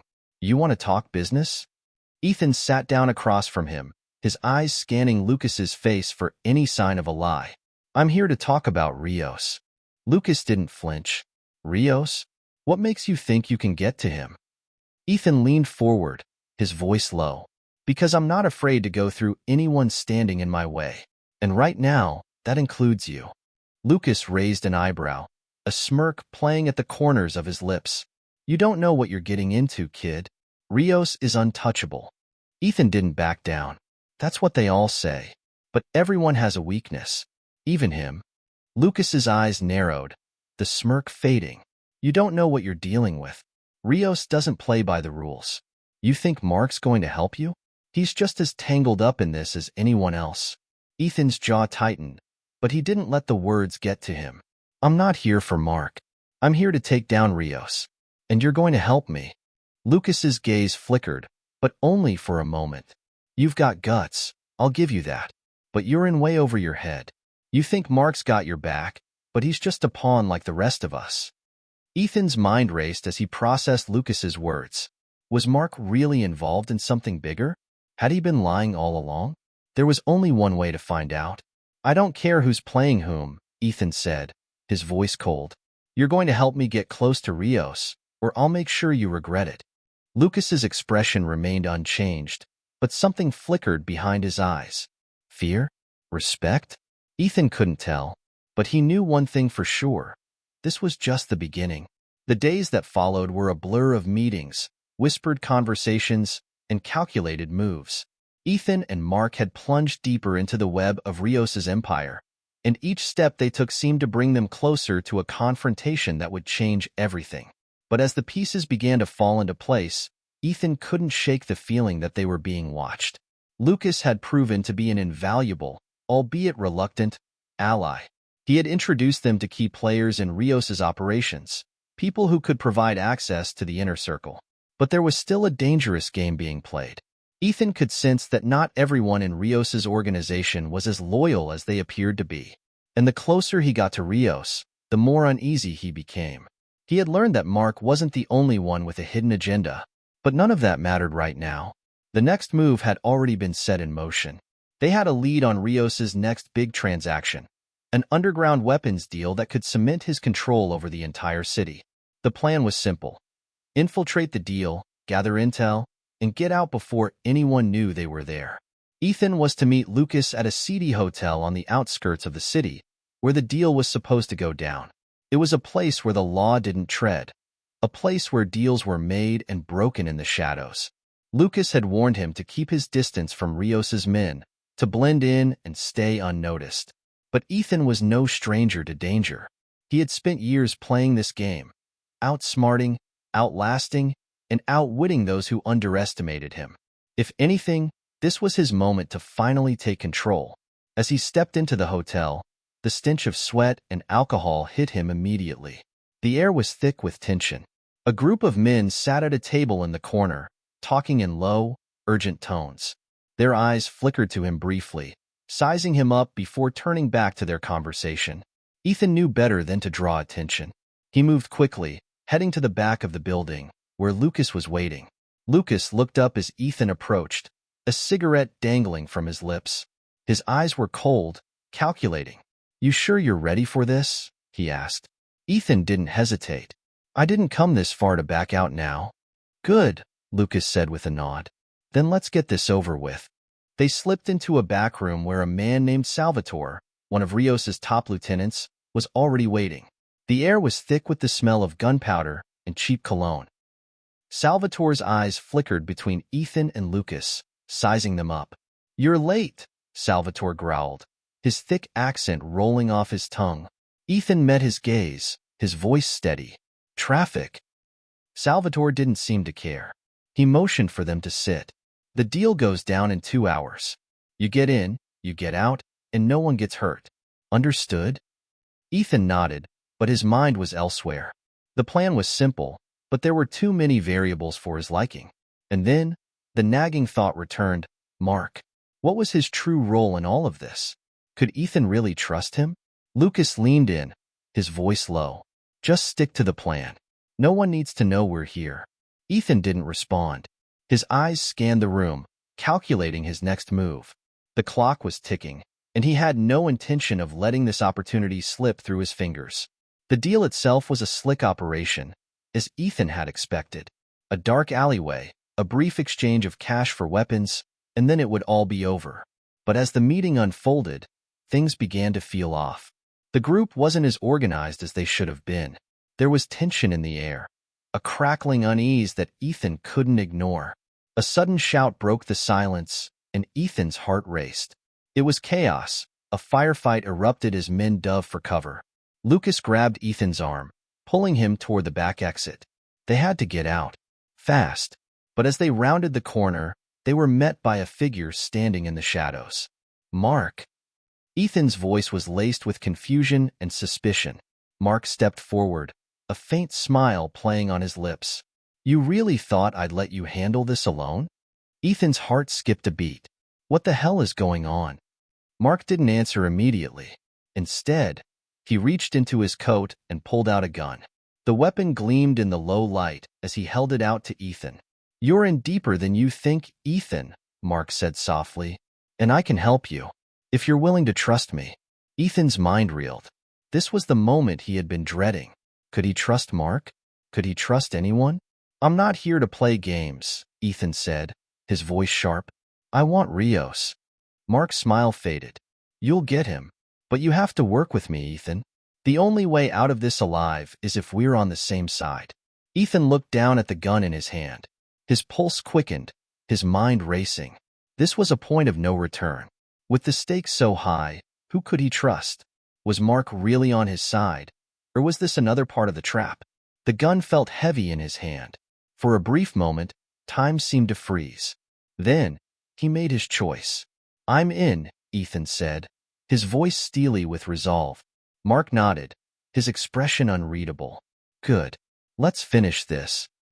The night air was thick with tension as Ethan followed Mark into the heart of the underworld, a maze of forgotten alleyways and hidden entrances.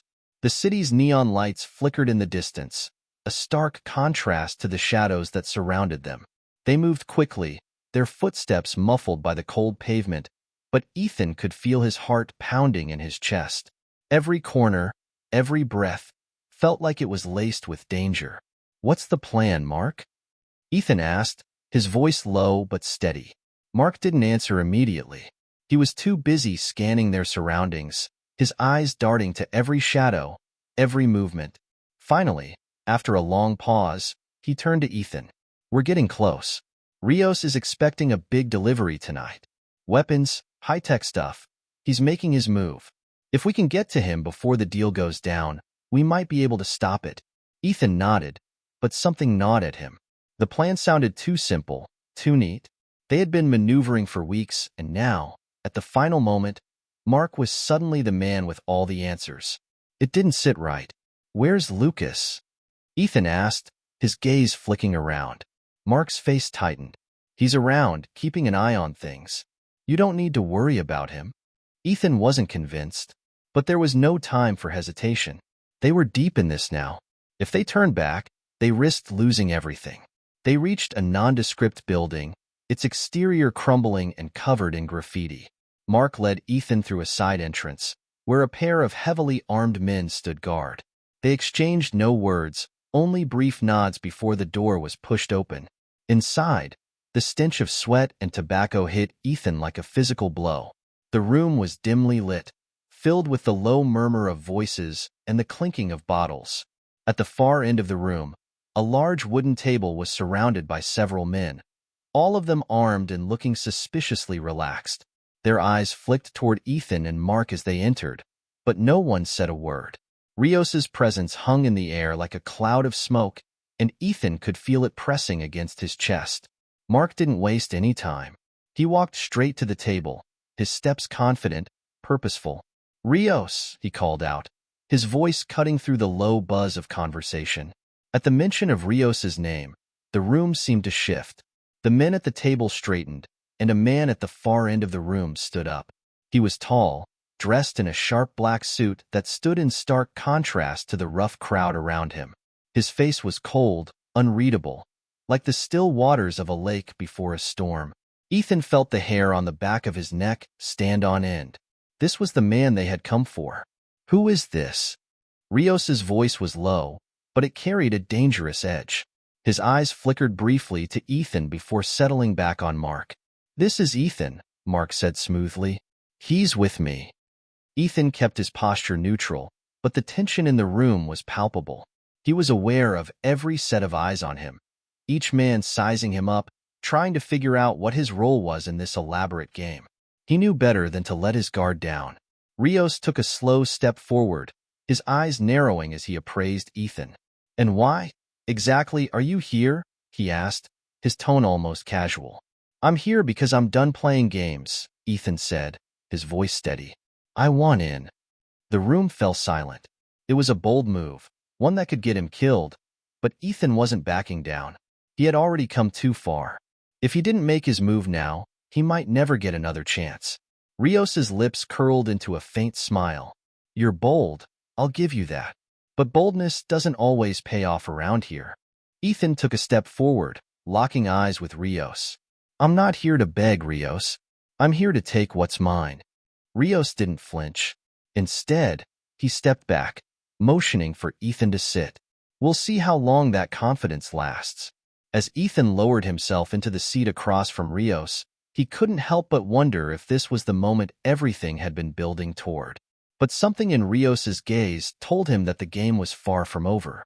Rios leaned forward, his eyes glinting with amusement. "You don't know what you're getting into. This life, it's not like the games you play on the streets. You can't just walk in and expect to walk out again. I'm not here to walk out, Ethan replied, his voice low but full of conviction. I'm here to end it. Rios's smile faded, replaced by a calculating look. We'll see about that. As the conversation continued, Ethan's mind was racing. He was inches away from getting what he wanted, but he couldn't shake the feeling that there was something more at play here. Mark's involvement, Lucas's silence, and the sudden presence of Rios all seemed too perfectly aligned to be coincidental. But as Rios continued to talk, outlining the terms of the deal, Ethan's thoughts drifted back to one person. Kayla, the woman who had changed his life, whose memory had haunted him for years. What would she think of this? Of him becoming just another player in a world that she had so vehemently rejected? Ethan had to keep moving forward. There was no turning back now, and as the deal came to its conclusion, he realized something important. The only way to stop this, to really end it, was to take down Rios and everyone who stood in his way. The pieces were falling into place, but in this game, there were no guarantees. The only thing that mattered now was survival. The hours dragged on in that smoky, dim-lit room, filled with the harsh clinking of glasses and the murmur of business deals. Ethan sat across from Rios, the weight of the moment pressing down on him. His mind kept circling back to Kayla. Her face, so full of hope, so full of fire, flashed in his memory. Could she have been right? Was this whole world he was now walking into just as corrupt and soul-crushing as she'd warned him? The price of power, of money, of influence.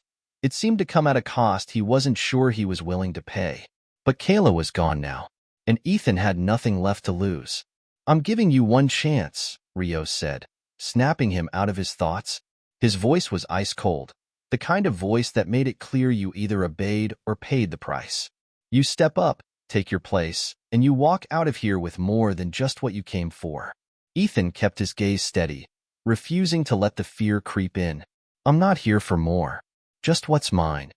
Rios gave a small, tight-lipped smile. We'll see if that's enough to keep you breathing. There was a finality in his words, and as Mark stood up to speak with the others, Ethan couldn't shake the sense that the ground beneath him was shifting in ways he didn't fully understand. The deal was sealed. Mark stepped away from the table, his face more grim than usual. You've done well, Ethan, but we've got one more thing to handle. What's that? Ethan asked, his voice low. Get ready, Mark said, his eyes narrowing. Because the real game begins now. Ethan followed Mark down the narrow hallway toward the back of the building, the sound of his footsteps echoing in the silence. They stopped outside a heavy steel door, and Mark knocked twice, then once more, slower this time. A man inside responded, and the door creaked open. Inside was a small, dimly lit room, bare except for a few metal chairs and a desk cluttered with papers. At the desk sat Lucas, his back to them, and a sense of unease crawled up Ethan's spine. What's going on? Ethan asked, the question hanging in the air between them. Mark didn't answer immediately, instead gesturing for Ethan to sit. Ethan, still on edge, took the chair, his eyes never leaving Lucas. I'm afraid there's been a little misunderstanding, Ethan, Lucas said, his voice cold and distant. This isn't just about money or power. You've been a pawn in a much bigger game. Ethan's stomach dropped, his pulse quickening. What the hell are you talking about? Mark's expression hardened. You've been set up. The words hit Ethan like a ton of bricks. He stared at Mark, disbelief crawling across his face. Set up? By who? Lucas turned his chair around slowly, a dark glint in his eyes. By me. Ethan's breath caught in his throat. It felt like the world around him tilted, the walls closing in. You've been playing me this whole time? Lucas smiled, a cruel twist of his lips. You didn't think it was all going to be this easy, did you? Mark stood by the door, his face impassive. It was never about you, Ethan.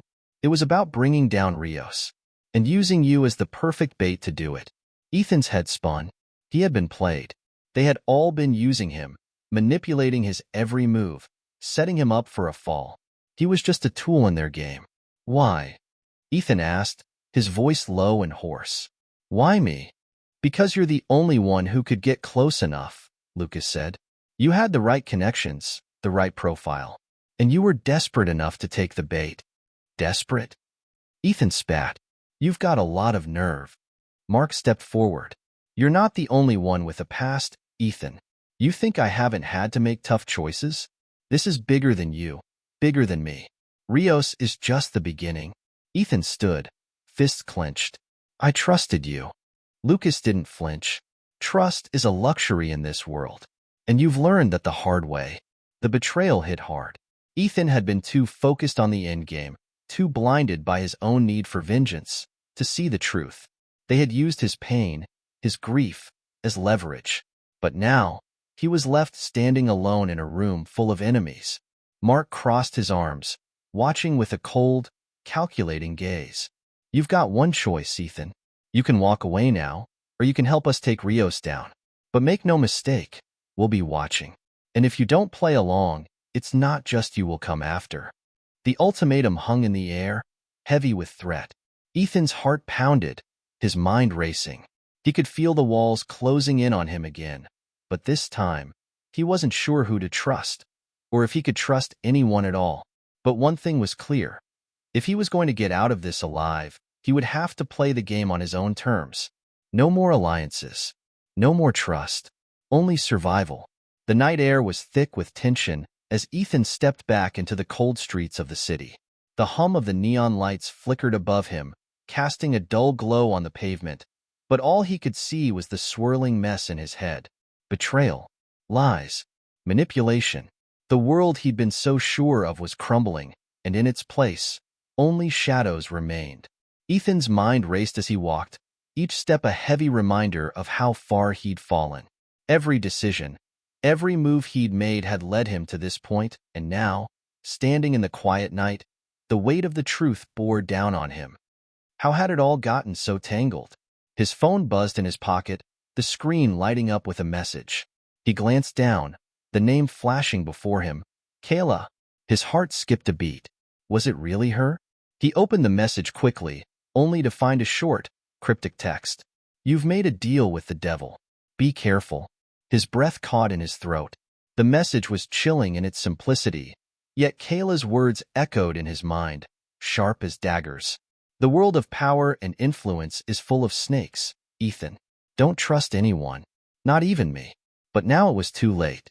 He had already fallen deep into this web, and there was no way out except forward. He couldn't afford to keep looking back, not when Rios, Mark, and Lucas were already 3 steps ahead of him. But what about Kayla? What if she had been right all along? The thought lingered in his mind as he made his way to his car.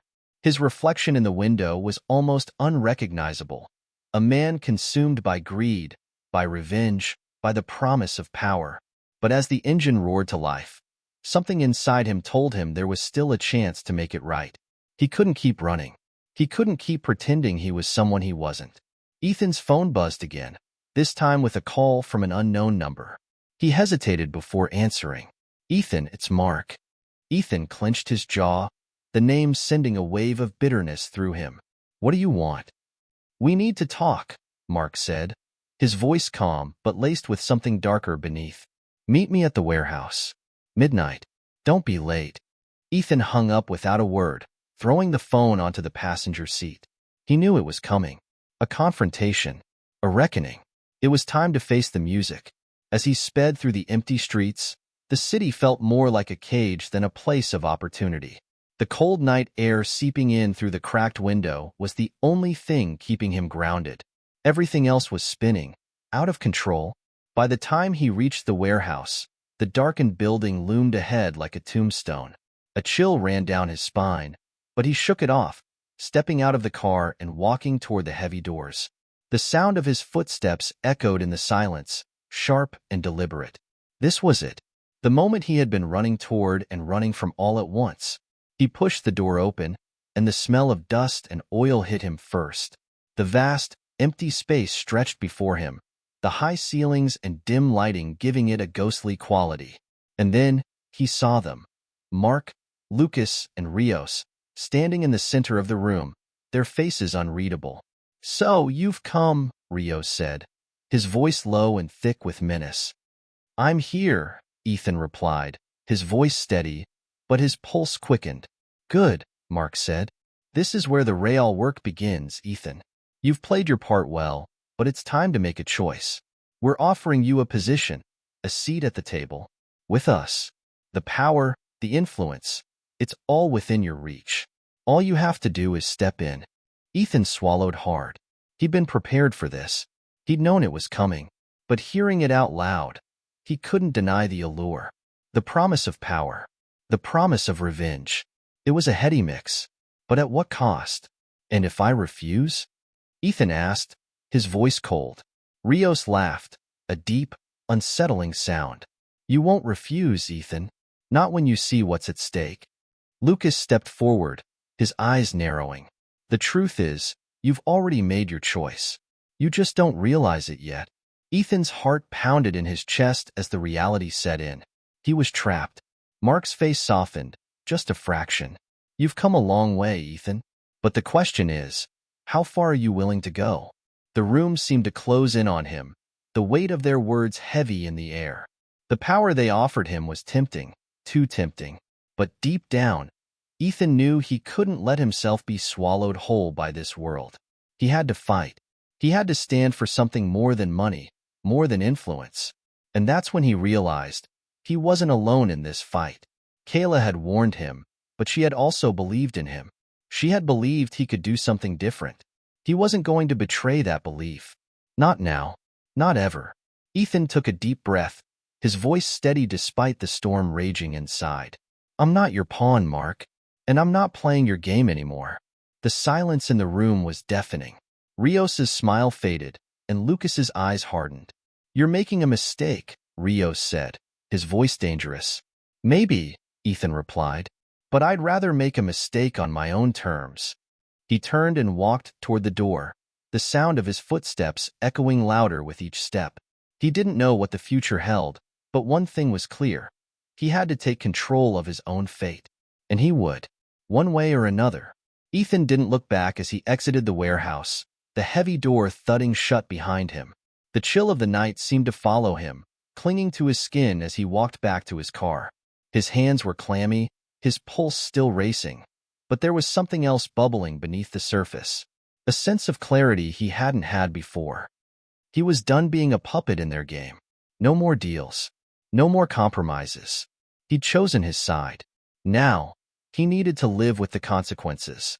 As he slid into the driver's seat, he took a long, steadying breath, forcing his racing thoughts into order. He had to think. He had to act. His phone buzzed again, and this time, it was from Kayla. He hesitated before answering, unsure of what to expect. After everything, what could she possibly want from him now? The call connected, and her voice was soft, yet firm. I knew you'd do it, Ethan, Kayla said. I knew you'd realize it in the end. Realize what? Ethan asked, his voice tight. Realize that the world is a game, Ethan. The only difference is, you're playing for your life now. You chose to step into this world. But it's not just about power anymore. It's about survival. He ran a hand through his hair, frustration bubbling up. I'm not like them, Kayla. I don't want this. You already have it, she replied matter-of-factly. You can't just walk away from something this big. Not now. Her words struck him like a slap, and for a moment, he was paralyzed. The weight of the decision he'd just made sank in deeper than he'd realized. It wasn't just about what Mark and the others wanted. It was about what he wanted. But what did he really want?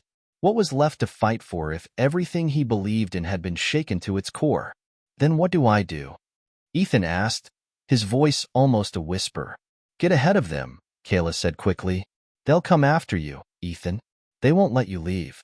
But you can turn the tables. The one thing they don't know is that you have a weapon they can't fight. You know how they think. Use it. Ethan's heart sped up. You're saying I should go after them? I'm saying you should go after what they're hiding, Kayla clarified. There's something bigger here than just control. Something they'll never see coming. The line clicked dead before he could ask what she meant, and Ethan sat there in stunned silence, the phone still pressed to his ear. What had she meant? What could he possibly do now that would change everything? He didn't know, but one thing was clear. His next move needed to be calculated. He couldn't let anyone control him. Not Mark, Not Rios, not even Lucas. He had to dig deeper. Ethan woke up to a city bathed in gray light, the cold fog creeping in like a ghost.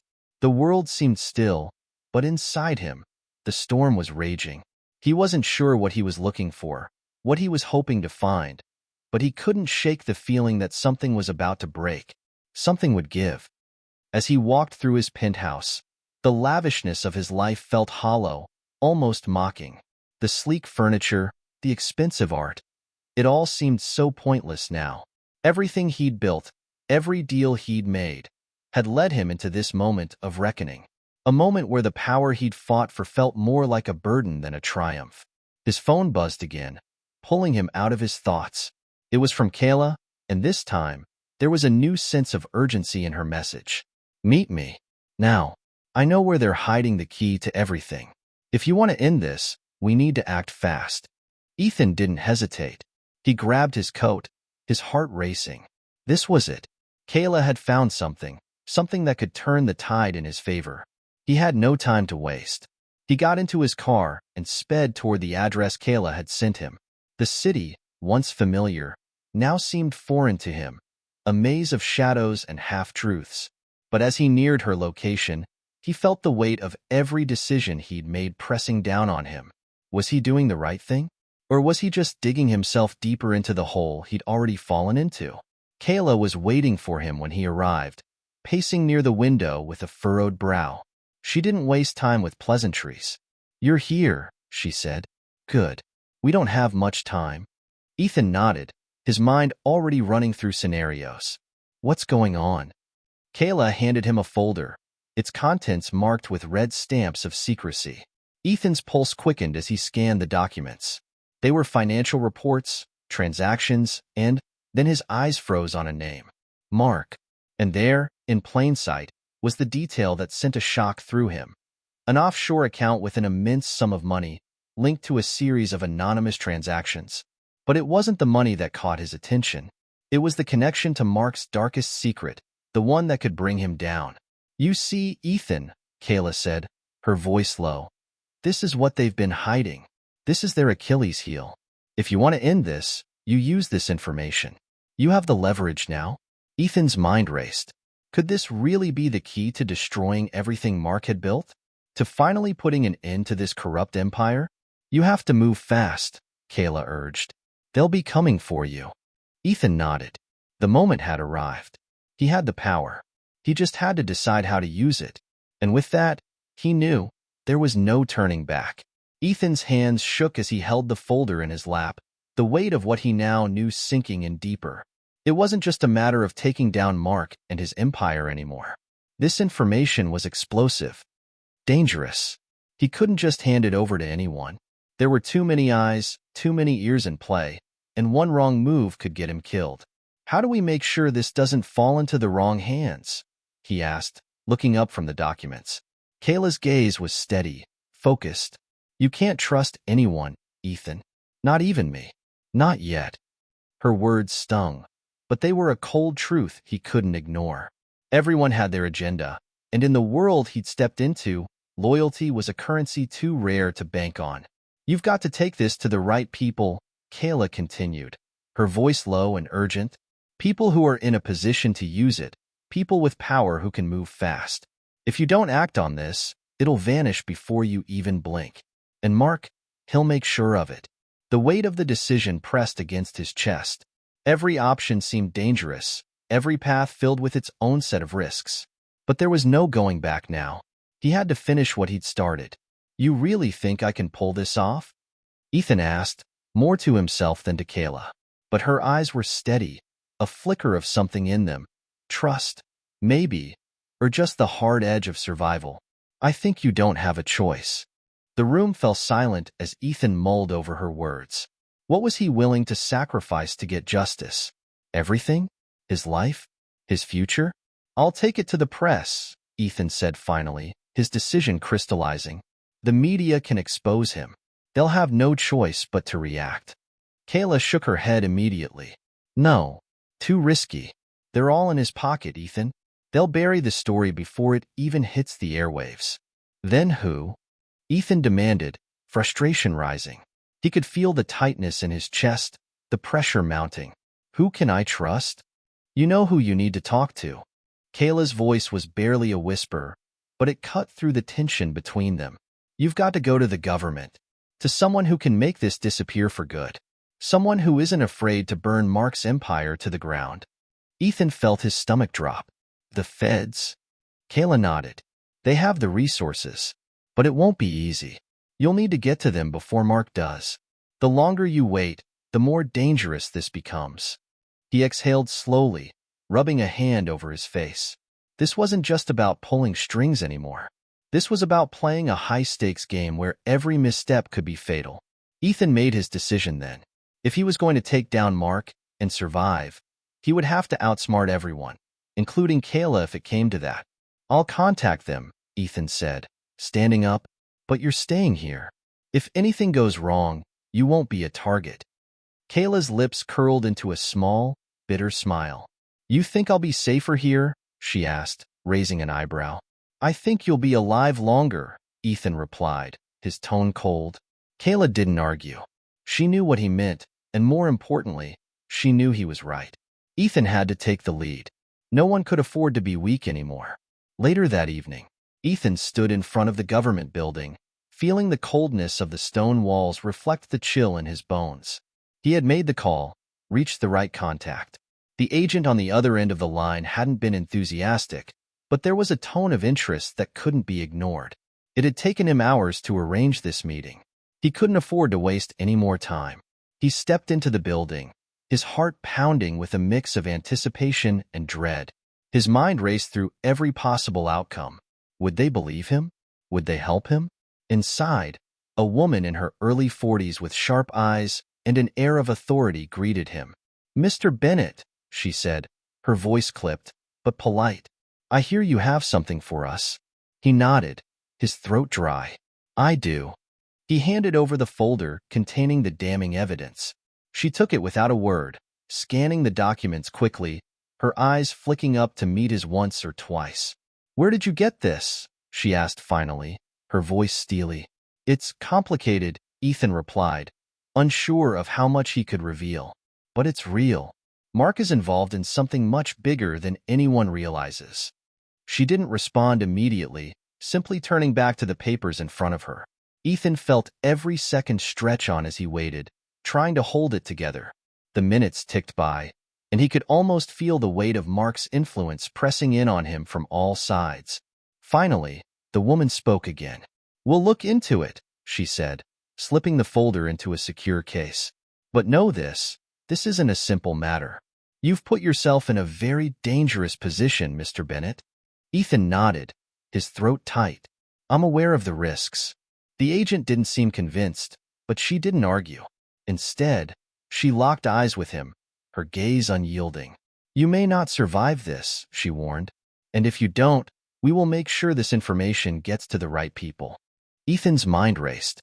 The weight of her words sank in, and for a moment, the world seemed to go silent around him. His life was in their hands now, and with that realization came an undeniable truth. There was no turning back. Ethan's nerves were frayed as he left the government building. The weight of the folder in his hand felt like 1,000 pounds, though it was now safely locked away in the hands of those who could make it disappear, or use it to burn everything Mark had built to the ground. The hard part was over, he told himself, but as he stepped out into the cold night air, he couldn't shake the sense that he was walking into a trap. The agent had given him no assurances, only a promise to investigate. A promise that could mean everything, or nothing at all. His phone buzzed in his pocket, and he pulled it out to see an unfamiliar number flashing on the screen. He hesitated for only a moment before answering. Mr. Bennett, a voice on the other end said. It was low, calm, but there was an unmistakable edge to it. You're playing a dangerous game. Ethan's pulse quickened, his grip tightening on the phone. Who is this? He demanded. Does it matter? The voice laughed, the sound sharp and knowing. I know what you're doing. I know what you've done. And I'm afraid you've made a fatal mistake. Ethan's heart dropped into his stomach. What do you want? Let's just say I'm in a position to make sure this all goes away. Every single piece of it. But for that, I need something from you.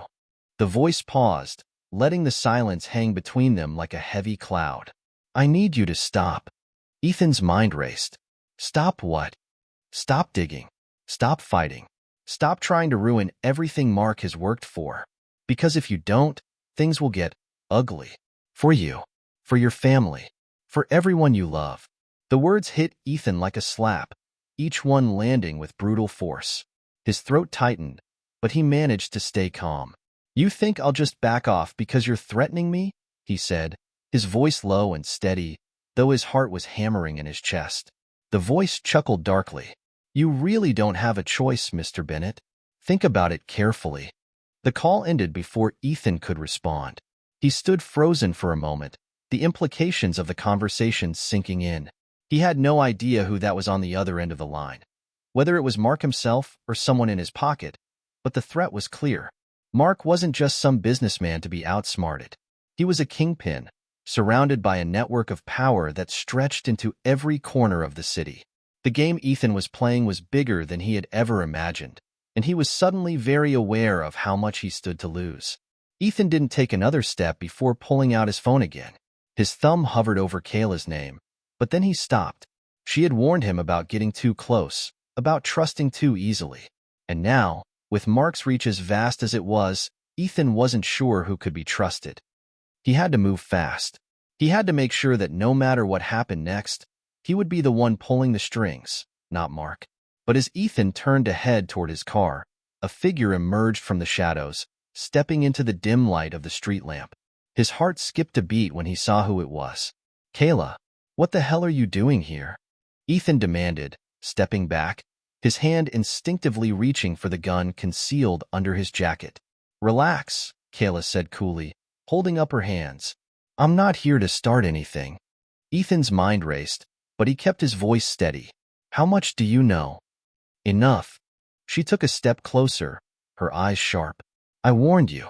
You've got to be careful who you trust in this game, Ethan. Mark has people everywhere. He nodded, his thoughts swirling. I know. I just spoke to someone on the phone. They know everything I've been doing. I don't know how they found me. Kayla raised an eyebrow. You didn't think you could run this alone, did you? Ethan frowned, his mind spinning. I didn't want to drag you back into this. Not after everything that happened. Too bad, Kayla shot back. You need help. And the only way to make it out of this alive is by working with someone who knows the game. Someone who's been there. Ethan didn't respond immediately. He was tired. Tired of running. Tired of hiding. But he wasn't a fool. He knew when he was in over his head. And at this point, Kayla might be the only person who could help him navigate the maze Mark had created. All right, he said, his voice low. We do this together. But you need to be sure you're with me all the way. Kayla's gaze never wavered. I'm not going anywhere. But if you're going to do this, Ethan, you need to move fast. Mark's people are already closing in on you. I can help you disappear. For now. Ethan's heart skipped. Disappear? Kayla nodded. Lay low for a while. Let Mark think he's won. But while he's distracted, we gather the pieces to take him down for good. It wasn't a perfect plan, but it was the only option left.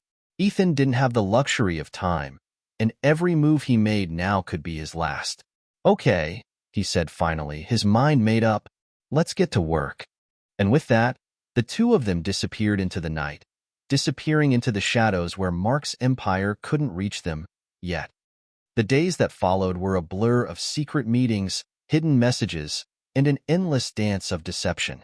Ethan had never felt the weight of a conspiracy so heavily pressing on him. Mark's influence was everywhere.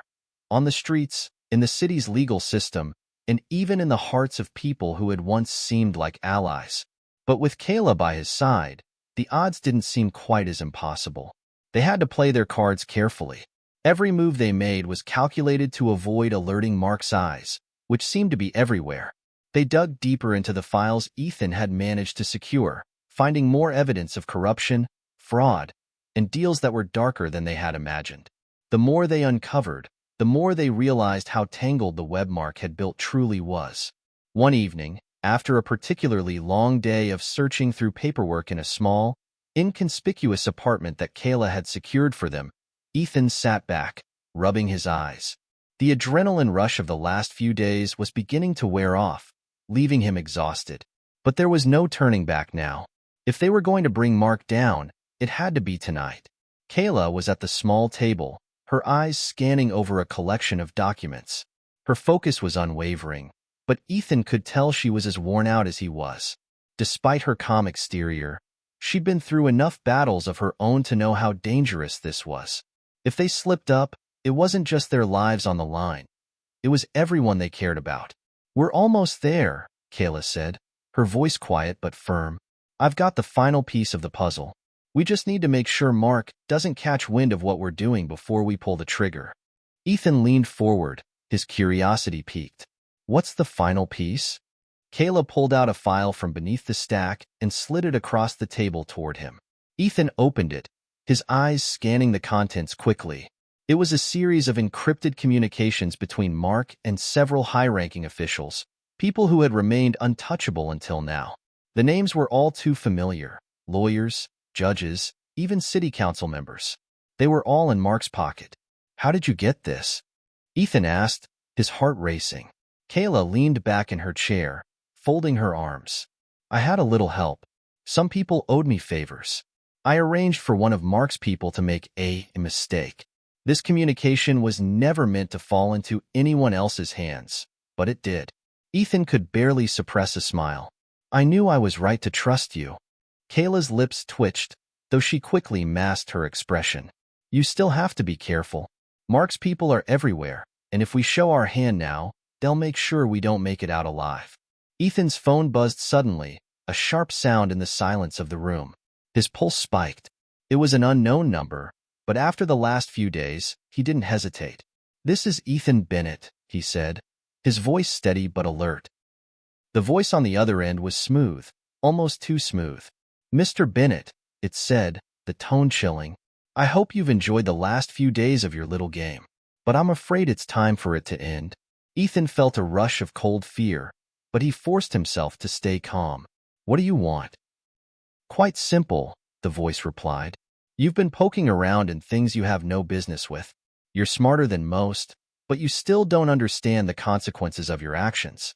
If you continue on this path, your life will be over before you even know what hit you." Ethan gritted his teeth, trying to keep his voice steady.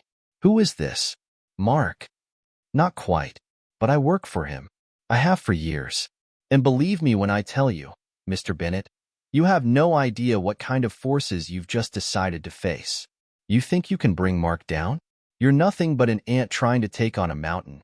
And this mountain, it crushes everything in its path." Ethan's thoughts raced, but his tone remained unwavering. "You don't scare me.